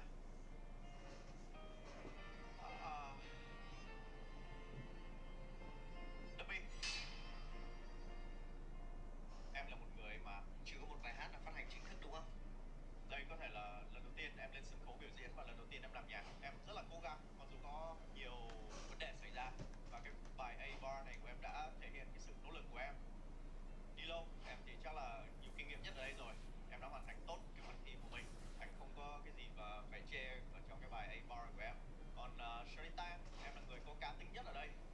vài ba điểm đã cho mọi người The biết em là người như strength. thế nào. Nhưng mà nó hơi lệch chủ đề một chút, bởi vì em giới thiệu về bản thân của mình hơi nhiều trong cái phần A-bar. Richie D thì anh thấy em là người có rất là nhiều sự tiến bộ ha. Trước giờ mọi người nghĩ đến Richie D chỉ nghĩ đến nhạc drill, nhưng mà qua cái bài Let's thứ hai get thì it. mọi người thấy là em có thể chơi được nhiều màu nhạc, có thể là làm cái bài hài hước châm biếm, và ngay cả Let's cái not bài play A-bar around. này của em cũng vậy. Em chọn cái beat old school trái ngược với lại phong cách của em đã làm rất là tốt. We're serious. Is this like a okay? tweet or something? Or Yeah. Oh, okay. So like y'all are like going over a bunch of different tweets about one topic. Like one tweet. Wow. Literally one tweet. I remember the Brittany Griner, he got banned on Twitter. We put it on Telegram. Oh my We gosh. spent like 12 hours. They banned him on Twitter? Yeah. For the Brittany Griner thing? After Alex Jones, they banned him. Oh, we'll talk about Oh, yeah, that. yeah. That's, Okay, we'll talk about that. a little in touchy, interview. yeah. Yeah. Okay. Because they definitely misconstrued what he said, and we'll talk about that. So I didn't know he was a perfectionist like that, because I've heard, and please correct me if I'm wrong here, I've heard from like artists that work with him, he'll like he'll do a verse and then he'll like get up and like start doing designs. Yes. And then he'll get up again and do something else, and then he'll get up and do something else. Then he'll come back to the music. Then he'll go back and do something else. He can't stay still. It's just like I got to keep doing something. Be productive at all times. Yeah, he's a polymath, you know, so we would be towards the later part of it. I mean, he loves hotels. He'd like live in hotel rooms, and he loves the hotel design and everything. And so we'd be in a room. And I remember there was one day we're in a room, and he's got the guy that produced Adin22 is in the corner with the laptop making a song. Okay. And in the other corner is a business manager doing the easy business. And over here you got, I think somebody's doing designs. And then I'm over here on the bench on the laptop writing up the thing. Yeah. And he's sitting there playing a video game. But he's like, then this guy literally, and you know, I've been a fan of his music forever. I've been a fan of his, like a diehard fan since about 2015, 2016. Sure. And I know everybody says he's a genius, and I think that's certainly true about the music. And I was always a little skeptical. What's he like in real life? You know, because I see the interviews and I see the brilliance and I listen to the music and I hear the creativity. But being with him in person, he really does have this creative spark. You can't put your finger on it. You can't describe it.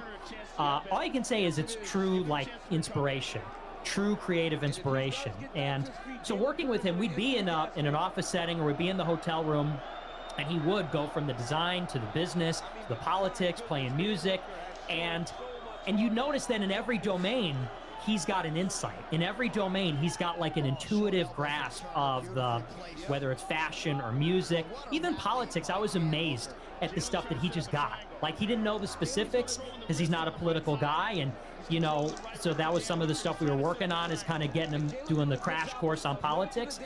And yet, even though, like, I do this every day, he had just intuitively grasped concepts that most people, it takes them years to understand about the topics that we'll get into on Rumble. Yep. But even anything, just got it. And that's something that you can't teach. That's something you're born with. And that's the guy that does graduation. That's a guy that does the easy 350s. That's a guy that, does what he did in November, which I thought was sort of a masterpiece of its own. So, I mean, it was an honor to be with him, and one of the most inspirational things that happened to me, like, and he talked about that. He said, like, I look at you, he would say to me, as somebody who's going to go out in politics, he sees himself as sort of like a mentor, in a sense, to people that he's worked with on music or fashion. And so he thought, you're going to take things that you worked with me and take that into politics, and I certainly did. I think it was a true inflection point even in my career, just having that exposure to him in that way. So it was incredible. And people got fired working with him. One in particular comes to my mind, Milo. What happened there, if you could talk about it? Well, it was this whole drama back in December 2022. I think it was tail end of November, beginning of December. And honestly, everybody got fired except for me. And I don't say that just because I'm here, but I mean, that's literally, I'll tell you the whole deal. But he sort of brought a team together in November, and we're bringing a lot of people in. And after Alex Jones, like, he fired everybody. And I was the sole political contact basically from around late December until May. And then Milo was brought back in during May. And I had a big problem with that, and we could get into that chapter. But back in November and December, basically Milo got fired for general incompetence. He's also somebody who's not really directionally in line with where Ye was at that time, because, I mean, you remember the stuff Ye was saying. Milo is one of them boys, you know? Okay, fair enough. He's one of them people, okay? And so I remember we'd be in the room and Ye would be putting the stuff out there. So those comments caused a rift between him and Milo. Well, yeah, and did. Okay. And there was this pressure where I was always saying, like, yes, like I'm always saying yes, yes. You're the genius, you're the master. Let's go in that direction. Because he'd be saying some wild stuff about strategy, about policy, and Milo would always be there, you know, trying to poo-poo that and say, no, we can't do that. No, we can't do that. This and that. And there was this big so you ugly. would say yes, let's find a way versus no, we can't do that. Basically, yeah. And the thing is, like, my favorite tweet that he ever put out, I put it on my Telegram today. He put out a tweet a few years ago and said, stop setting plays, stop playing chess with life, be as transparent as possible. That's my MO. When I go out there and I say what I say, which people don't like, and even people that agree with me say, that's too far, that's too controversial, people aren't ready. I don't think I'm not a machinator. I'm not a political guy. Even though I talk about politics, I speak from my heart. I'm passionate. And I think me and Ye were similar in that regard. He wanted to go out there and say it. And the first night I met him, he said something, and I literally thought it was like providential, because this was a crossroads I was in. You know, Milo, because I had known him for a time, he was pushing me all the time. Stop talking about this. Stop saying that. Don't say this on your show. You got to be a guy people can do business with. Which, what does that mean? Yeah. Money, compromise. Yeah. And I would say, no, dude, like, I got to be true to the message. I got to put it out there. I just disagree with you. And the first night I met Ye, and I was at a real crossroads personally, and I wasn't really talking too much. Ye was kind of holding court in this church, and he said something that touched that question in my mind. He said, look, we're like 50 years from a Black Mirror episode, and unless somebody like me goes out and says this, like, it's all over. And I'm not saying verbatim, but that was the gist of it. Yeah. And it was like a lightning bolt. I'm like, that's what I needed to hear. That's exactly right. We're going to hear it on Rumble, what exactly he said specifically. Exactly. Yeah. In other words, there's urgency. Yeah. There's urgency. It has weight. Like, our civilization is crumbling. Yeah. And we need people who are persuasive and compelling and influential to start to put that message out there. Let people do with it what they will. Yeah. Let other people make the compromises. We need to get the truth out there. That's my view.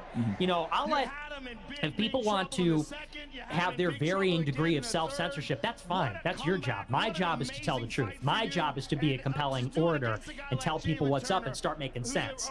And everyone in their role can figure out how to work it into their world. Question for you. I do believe there's truth there. The truth should be told to everybody. But on the same end of that stick, would you say that, like Milo was saying, you know what, in certain cases, if you hold it back here, it can impact more people if you're still relevant? Because right now, he's done for, because it's not even a thing anymore. What if he's more like careful about how he moves about what he said? Would that help at all, or do you think, or no? Well, I think there is a point to be made. There's all the difference in the world between being true to yourself and then suicide. Yeah. You know, jumping in. I will say, though, in his case, I don't think it was something that was unrecoverable. And I think that he did a lot to raise the consciousness, even after the Alex Jones appearance. I'd go to my barber. He's not a right-wing political guy. And he would say, yeah, you know, he's just saying what we're all thinking. After that. And, you know, I think there's something to be said about, and even he said this on Alex Jones, about a boldness. He said, we're the SWAT team. I'm the battering ram. I blow the door down. And then Nick comes in with the facts, you know, or so-and-so comes in. But his job was to sort of break the door down on the conversation. And maybe that's just a temperament thing. Maybe that's just like a personal philosophy. I'm a big believer in, like, blow it up, cause disorder, cause chaos, because we're...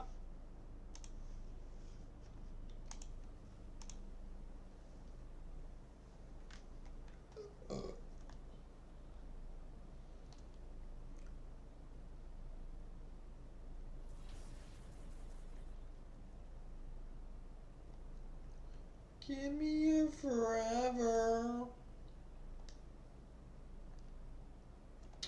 Bro. Play with my moan, man. Play with my moan, bro. Play with my moan, bro.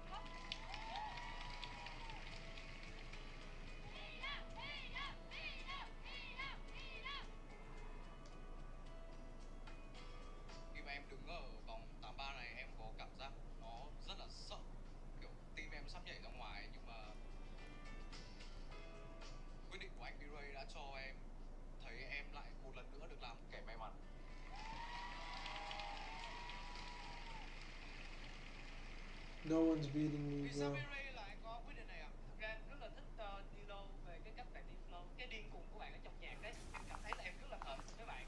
Và em đã theo dõi bạn khi mà bạn chọn với Carrick và tới hôm nay khi mà em thấy She bạn BBG. What the heck is a BBG, bro? cách huấn luyện của Andre hả? Dạ vâng.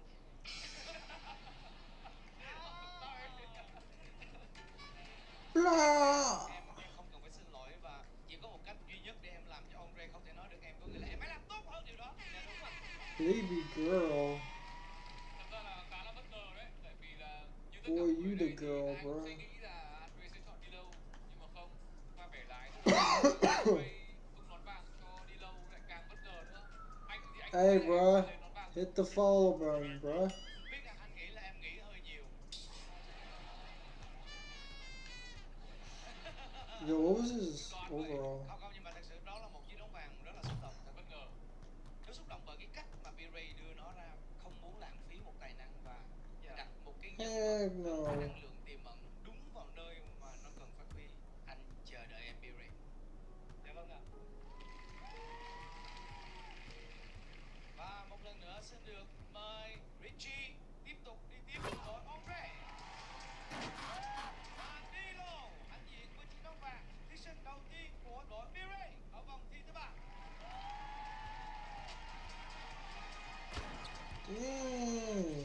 Andre có gì muốn phản biện không ạ? Andre không có gì phản biện bởi vì Andre muốn tìm một nhân tố mới cho team của mình, và cái người mà phát triển tốt nhất qua cái vòng 2 thì Andre cảm nhận đó là Richie D.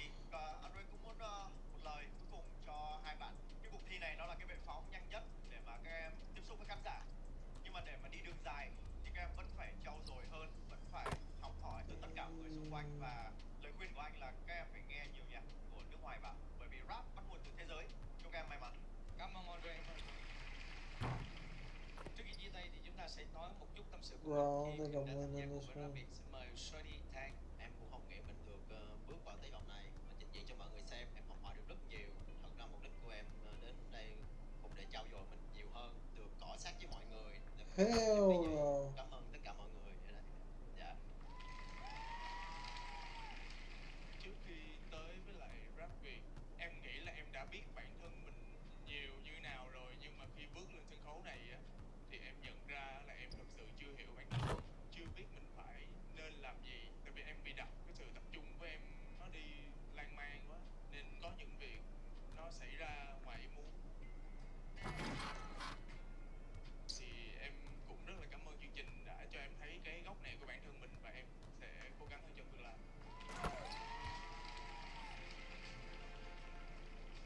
Cảm ơn Shirley Tang và cảm ơn David đã đến với Rabbit của ba. Anh giúp cho các em sẽ khai thác được bản thân của mình ở nhiều góc nhìn khác nhau hơn, và hãy cho thêm nhiều khát khao nữa vào trong tác phẩm của mình. Chúc tụi em thành công. Cảm ơn đã đến với Rabbit. Xin được chúc mừng một lần nữa đội Andre đã hoàn thành thật tốt những tác phẩm của mình ở vòng đối đầu, và chúng tôi xin được chúc mừng các What? sẽ bước tiếp vào vòng 3 cùng với đội Andre. What? SMO, Richie, Ryder, Ryder. và Minh Lai. Ryder. Xin cảm ơn sự huấn luyện rất là tận tâm và những con beat rất tuyệt vời của huấn luyện viên Andre. Bro, give me my shooting bag, bro. Như vậy là hiện tại Give me my shooting bag, bro. 25 điểm cộng với 48 điểm từ thí sinh Richie. Next Hiện nay, mix. điểm của đội Andre là 273. Andre sẽ còn một thí sinh nữa, bạn ấy sẽ tìm ở 3 đội còn lại. Và xin được cảm ơn sự cống hiến của đội Andre và producer Walker. Andre, right. Quý vị và các bạn thân mến, chúng ta sẽ tiếp tục được theo dõi những trận đấu nghẹt thở tiếp theo vào 20 giờ thứ Bảy tuần sau. Xin được cảm ơn đơn vị tài trợ chính của chương trình hôm nay, Pepsi Odubless Superlex. hết chất mình, và đơn vị đồng tài trợ nhãn hàng Lays giòn bùng vị rap hay bùng nổ. Và xin được cảm ơn các đơn vị, và chúng tôi hẹn gặp lại với một chiều.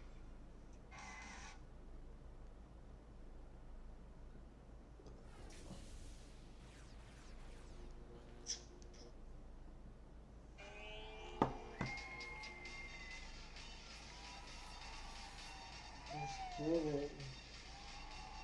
Okay.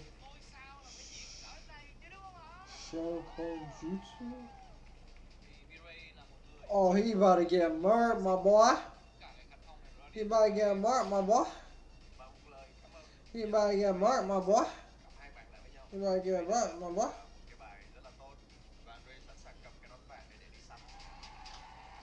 He about to get murked, my boy.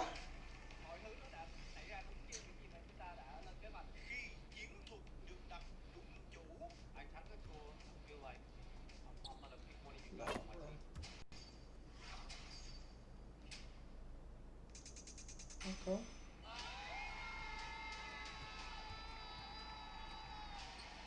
As well.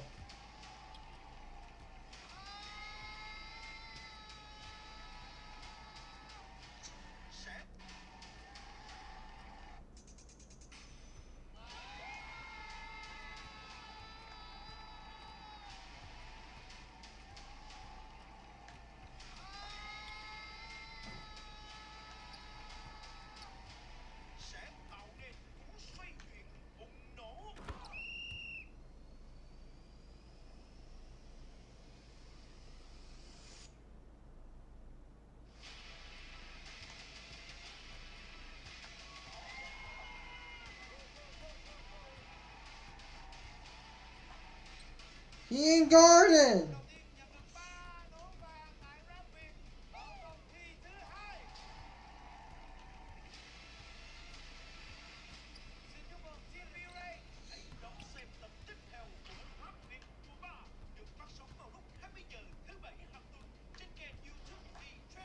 Right there.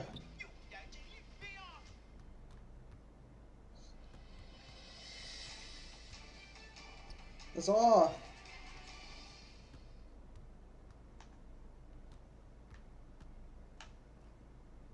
Money. Money for more money? It's time to eat, my boy. Time to eat, my boy. Time to eat, my boy.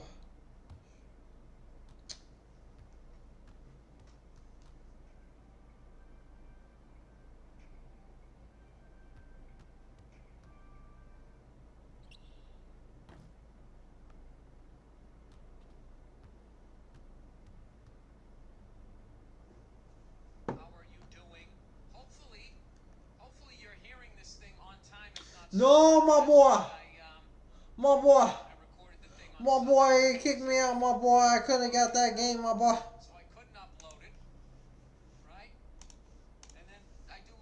Very close, but I think that he's even better now. When you We're on this trajectory where there's a 0% chance we win. Like, if they have it their way, the status quo marches on, we are all dead. Like, we are all totally screwed. Civilization's over. So my idea is, like, it's like a meteor headed towards Earth, and we got to hit it with the nuclear bomb. We got to hit it with the Armageddon Bruce Willis and knock it off its trajectory. So the goal is more just like disruption. The goal is more just blow it up, light it up, change the conversation, create things that are unpredictable. Because I think that when you start to think like that, Neil, there's something to be said for that. And this is the last thing I'll say. But when you start to think like this, like, well, maybe I should just cut around the edges here and trim the corners, it's a very slippery slope. And people make decisions like this every day, what they're going to push and pull on. And when you start to, you know, it's a very tricky thing. I think a lot of the times people start to let themselves get dragged into this complacency, and they say a lot less than they ever intended to say. So I'm always of the mind that the bias needs to be against the lethargy. The bias needs to be in favor of forward momentum. You know, I lean on the side of Ye going and saying what he did, as opposed to, you know, maybe let's just not, we got to go all out in some cases. Okay. All right. Fair enough. Real quick, you met Trump with Kanye. What was that like, meeting Trump in person? Well, it's unbelievable, you know, because these are my two heroes. Yeah. And I've said that forever. You know, I mean, I'm not like a bandwagoner. Like, Trump is my #1 hero. I think he's one of the greatest Americans that ever lived. Same thing with Ye. I mean, he's been a personal hero and inspiration. And so here I am. Was it weird, like, being on one side to defeat the other? Yes. Okay. I mean, that was the weirdest part about it, because, you know, maybe under normal circumstances it'd be a different dynamic. But here I am, crossed from Donald Trump and Ye, and I'm just like, for the first 30 minutes, I just couldn't believe it. You know, I was just like enamored. But there was a point during the dinner where Ye asked Trump to be his running mate. I mean, he actually asked him that. That wasn't just a joke. Shit. He said, like, and it was funny because... Paint the picture for us. Who's there at that dinner? Oh, okay, so we pull up to Mar-a-Lago, we go to the patio, and it's, so I'm sitting here, you're sitting where Trump was. Okay. And here's Ye, and then here's this other guy, whose name I forget, and then over here is Karen Giorno, who's this Zio person, political operator, of course. Yeah, cha-ching. Yeah. Anyway, so this is the table, and it's about as big as this table, maybe even smaller. Yeah. And it's Thanksgiving. It's 2 days before Thanksgiving. It's also, and I told Ye on this on the plane because I'm a little autistic about the dates. I said, you know, it's kind of weird. This is the day Kennedy was killed, November 22nd, oh, shit. 22. Okay. It's also weird the numerology because Adin22 came out on 2/22/22, February 22nd, 22. Oh, wow. And then the dinner was 11/22/22. So just kind of weird how the dates lined up. It's my mom's birthday, too. Fucking crazy. There you go. Yeah. We're going to talk about Kennedy as well, guys. Don't worry. Yeah. My dog came to my house that day. Fuck your dog, nigga. Sorry. Okay, so you're there, 11/22, 22. So yeah. Right. So it's 2 days before Thanksgiving.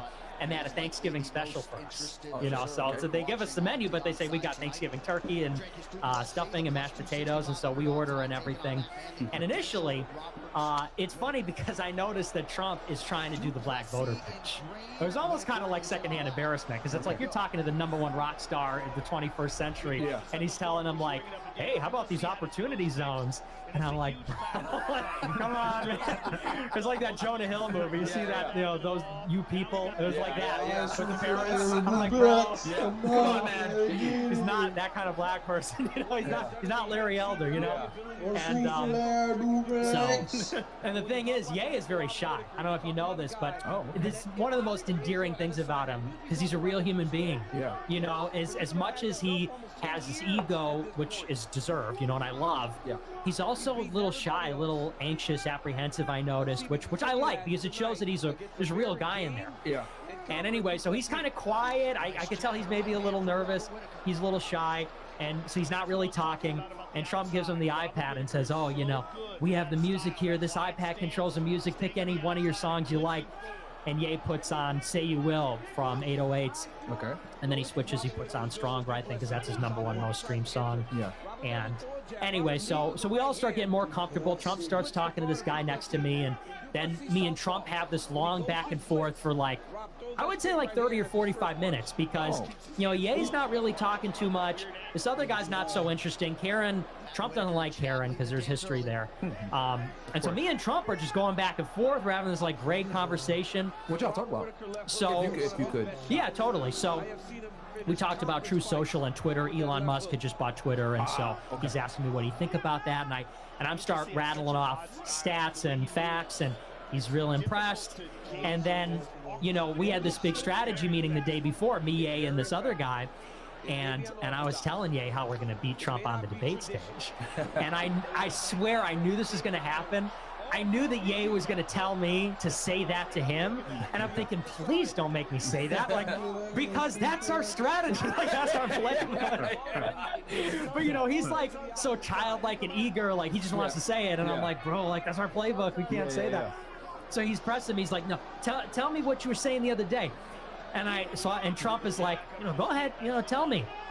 And I said, Mr. President, I think you're like the greatest American that ever lived. I said, I'm just I'm still 24, I guess. I'm just a 24-year-old guy. I think you're the greatest American. I love you. Like, I got nothing to say to you other than thank you. I'm not here to criticize you. And he says, no, come on, don't be bashful, tell me. And so I start telling him about DeSantis. I said, you gotta attack DeSantis. I said, this guy's a traitor. Okay. I said, and you know what? I said, all these influencers are stabbing you in the back right now. I said, all these Twitter influencers, because this was a couple days after he called DeSantis sanctimonious for the first time. Okay. And everyone was giving him heat for that. Yeah. I said, don't listen to them. I said, you are right. I said, and he deserves that and then some. I said, because you are the reason DeSantis is governor. I said, and the only reason that he didn't say on the debate stage that he was going to serve his full term is because he's going to challenge you. I said, so your statement and what you said at the rally, I said, I love that. Like, that's what we need to see more of. I said, because you know what? I said, my favorite moment was the first primary debate in 2015, August 15, the Fox News debate. I said the first question Bret Baier asked, he said, raise your hand if you are not going to take the pledge to support the eventual Republican nominee. Because Trump had been saying, if I don't win, I'm going to run as an independent and give it to Clinton. And Trump raised his hand as like a big F you. And he goes, yeah, whatever. Yeah. And everybody, boo, boo. And Trump goes, I perfectly understand the question. He goes, I have a lot of leverage. And, if I'm going to run, I'll run as a Republican. But otherwise, I got a lot of leverage as an independent. I said, and in that moment, I said, you were willing to let the GOP die. I said, and I love that because we're here for you. I said, we're not here for Kevin McCarthy. I said, we're not here for Ronna McDaniel, the Republicans. I said, we love you. We support you. I said, and this midterm stuff, I said, even your speech, your announcement speech, I said, we want that old Trump Act. We support you as a guy because you're an outsider. You're America first. And that really resonated with him. He's like, oh, okay. He goes, this guy's hardcore. This guy really gets me. He says, he does this point like he does the sideways point. This guy really gets me. This guy gets me, yeah. He goes, hey, you're hardcore. Yeah, he understands the issues. That Trump voice. Art of the deal. Yo, man. Continue. So anyway, so that was the gist of our back and forth. But then the dinner changes when... because then Ye and Trump are talking, and I can't talk too much about that conversation. I can tell you afterward, it'll blow your fucking mind. But anyway, so that's going on, and Karen is kind of like kicking Ye under the table, like, hey, remember what you're here to ask him. Because we set it up. He actually wrote not like a setup. I mean, Ye was planning on asking him to be his vice president. Right. Everybody says we set Trump up to get him in trouble. We didn't. Yeah. What we wanted to do was Ye wanted to ask him to be his running mate. Yeah. That was literally. So this is what you were originally telling before I want to get more information before we got here. Okay. Yeah. So continue. Sorry. So he asked him to be my running mate. Yeah. So and even before the dinner, I mean the famous tweet where he says, I forget what he said. He said, Rainey, I can't believe I kept the president waiting, and I'm wearing jeans. How do you think he's going to take it when I ask him to be my running mate? That is very yay. That is very nay. He published it after, but he wrote it before. He was going to publish it before. Okay. So anyway, so Karen's kicking him under the table like, hey, remember what you came here to ask him? Mm-hmm. And so Ye says, oh, yeah. Would you be my running mate in 2024? And Trump, I thought he'd be kind of jocular and, whatever. He got pissed. Oh, really? And my right hand to God, I am not even exaggerating a little bit at all. For some reason, I knew this wasn't going to happen, but I was afraid, he was going to punch me. Whoa, he was that angry. I swear. And, obviously that wasn't going to happen. I mean, it wasn't physically. Was this towards the end of the conversation? Yeah, this is at the very end. After you showed your support, everything. Yeah. Oh, man. Okay. And he was exuding so much, and this is what everybody says about him, and I learned it that day. This guy's no joke when it comes to the art of the deal, negotiation. He's a master of dealing with people.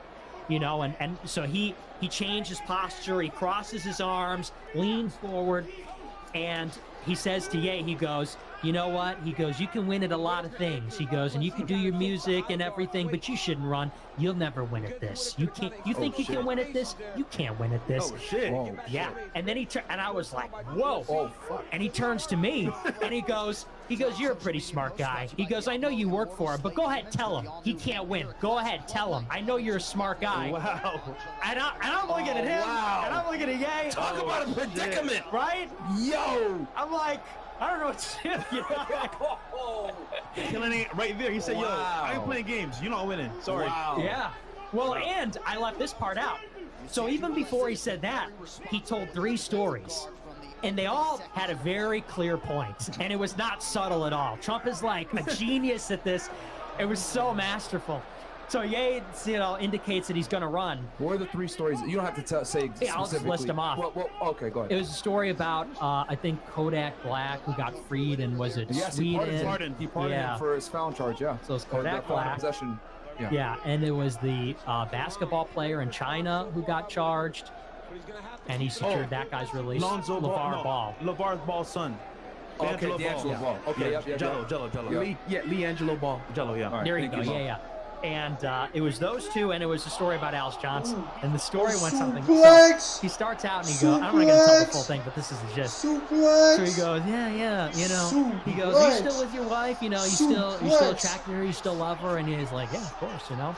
And he goes, I want you to tell her that she's a disgusting human being. He goes, exact words. Whoa. To Kim K? He's right, though. She is a disgusting human being. Well, but here was the justification. He goes, because you know what? He goes, I freed Alice Johnson, and then she goes and endorses Biden. She's a disgusting human being. I want you to tell her I said that, he goes. I was like, well, that's his wife. That's his ex-wife. Then he goes in a story about Kodak Black, and he goes... They meant Kim K. Or did he mean Kim K, too?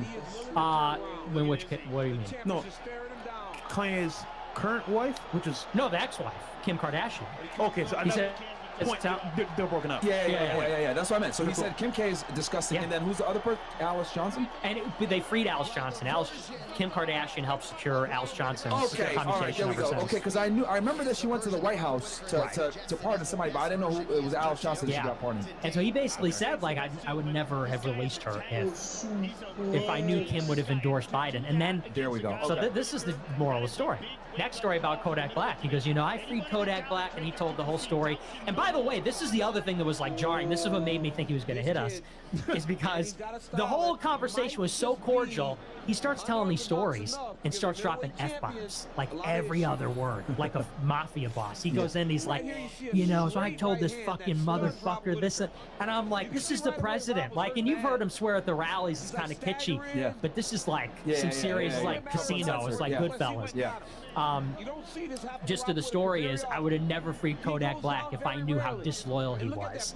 That he went and said all this nasty stuff after I got him freed. Are you serious? He did? Yeah. Wow. Same thing after China. He said about the and this one was even better. It's not easy to get a presidential pardon either. No.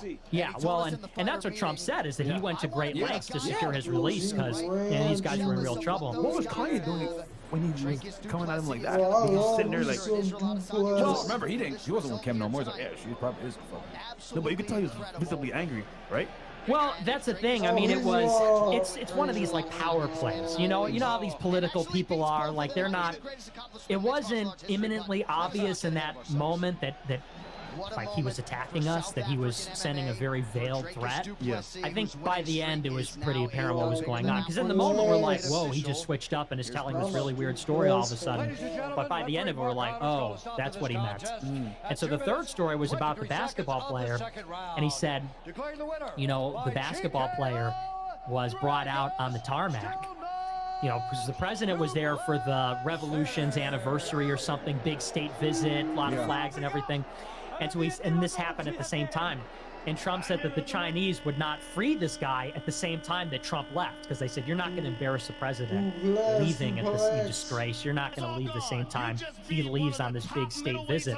And so Trump says that after his plane took off, the Chinese brought the basketball player on the tarmac and slapped him across the face. The Chinese official did. Oh, wow. And said, you embarrass the president. Don't you dare embarrass the president. Wow. And Trump said, and the father goes out and thanks everybody other than me. Trump said, I never would have pardoned him. I would have let him rot in China if I knew they were going to do that. Wow. Now, what's the moral of the story in all these cases? They backstabbed him.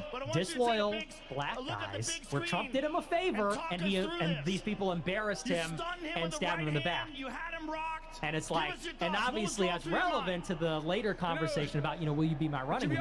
And so when Trump says, you know, you can't win, this and that, and then he basically threw us out. He's like, what time's your flight? You know, I'll walk you out. It's right across the street. And then refused to take a picture with Ye.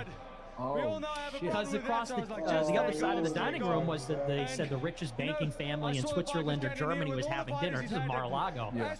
And they're like, oh, yay, come get a picture with us. And they said, we want a picture with both. And Trump refused. He's like, oh, you get a picture. He wouldn't get in the picture with Ye after that. He was cool with me. He came up to me and shook my hand. He's like, and he said, I'll see you soon. You're really, you know, he said he really liked me. He was just mad at Ye, I think. Maybe Karen. Wow. Fuck. What was the Secret Service doing? What the fuck were they doing all this time? Were they there? Obviously. I didn't even really notice them, to be honest. Okay. I mean, yeah, everyone criticized Trump for saying, like, wow, they just let anybody in Mar-a-Lago. And, like, yeah, we just walked in the front door. Yeah. Now, I don't know, I wasn't paying super close attention. I was kind of nerding out. Yeah, of course. Did Kanye react at all to this? Did he ever say, like, yo, like, relax, or something like that? Or was it just like, I'm just take this on the chin? He was really taking it on the chin. He was really being diplomatic. And I think he was, we were all just kind of taken aback. Yeah, I mean, it was so shocking because here we are. I mean, it has weight to be there in his presence. Oh, yeah. He's the man, you know? And for him to switch up like that and just bring this intensity 0 to 100, I think we were all like, we got in the car. We were like, what just happened? Like, we were all like, yo, that was crazy. I mean, you know, he became a billionaire for a reason. You know what I mean? He's wildly successful for a reason. He became president for a reason. So, I mean, but damn, I mean, I will say this: he's a guy that used to work for the government before. You know, as you guys know, Homeland, whatever. It is very difficult to get a presidential pardon. Rarely ever happens. But didn't he also pardon A$AP Rocky as well? You know what? It might have been about A$AP Rocky. Yeah, I think I got him confused. I don't think Kodak was disloyal. I think he actually picked up Trump. I think that was the one that was kind of like, whatever, right? I think you might be right. Yeah, I'm getting them mixed up. I think you're right. It was A$AP Rocky. He did pardon Kodak too. So yeah. Okay, Fresh is right. Okay, so it was right. So it was A$AP that he pardoned that turned his back. Yeah, it was one of them. The one that got, he was like, call it the knife, I think, in Scandinavia. That's so it was A$AP Rocky. Ran his current baby daddy. It was when he got arrested in Europe. Yes. That's what it was. Yes. Okay. Yes. Yeah, okay, yes. It was when he got arrested in Europe. Him and his entourage beat up with him. And then, okay, so he was pissed off. You know what? That makes more sense. Who's his wife? Rihanna, liberal. Right. You know, of course you're going to say Biden. Listen, my nigga Kodak, he's loyal, man. Yeah. I was going to say, because, bro, because in my head I was like, damn, did Kodak really switch up on Trump? Because to get someone pardoned federally, and remember, guys, he went in for felon possession of a firearm. What he did was he was a felon, and he actually bought a gun and wrote on the form, he's not a felon. Come on, man, like, that's clear cut. A$AP got bro, that's all right. So I was like, bro, you know what I mean? So they got it. Okay, so that makes sense. My boy Kodak would never. Yeah, no, my mistake. Yeah, you're right. It's A$AP Rocky. That makes sense. Because you know what? It makes sense because the basketball player, so he basically got people out of situations where they were in prison in foreign countries. That's even harder than a felon. UFC, I'll see y'all later. Okay, pardon the guy. But if it's like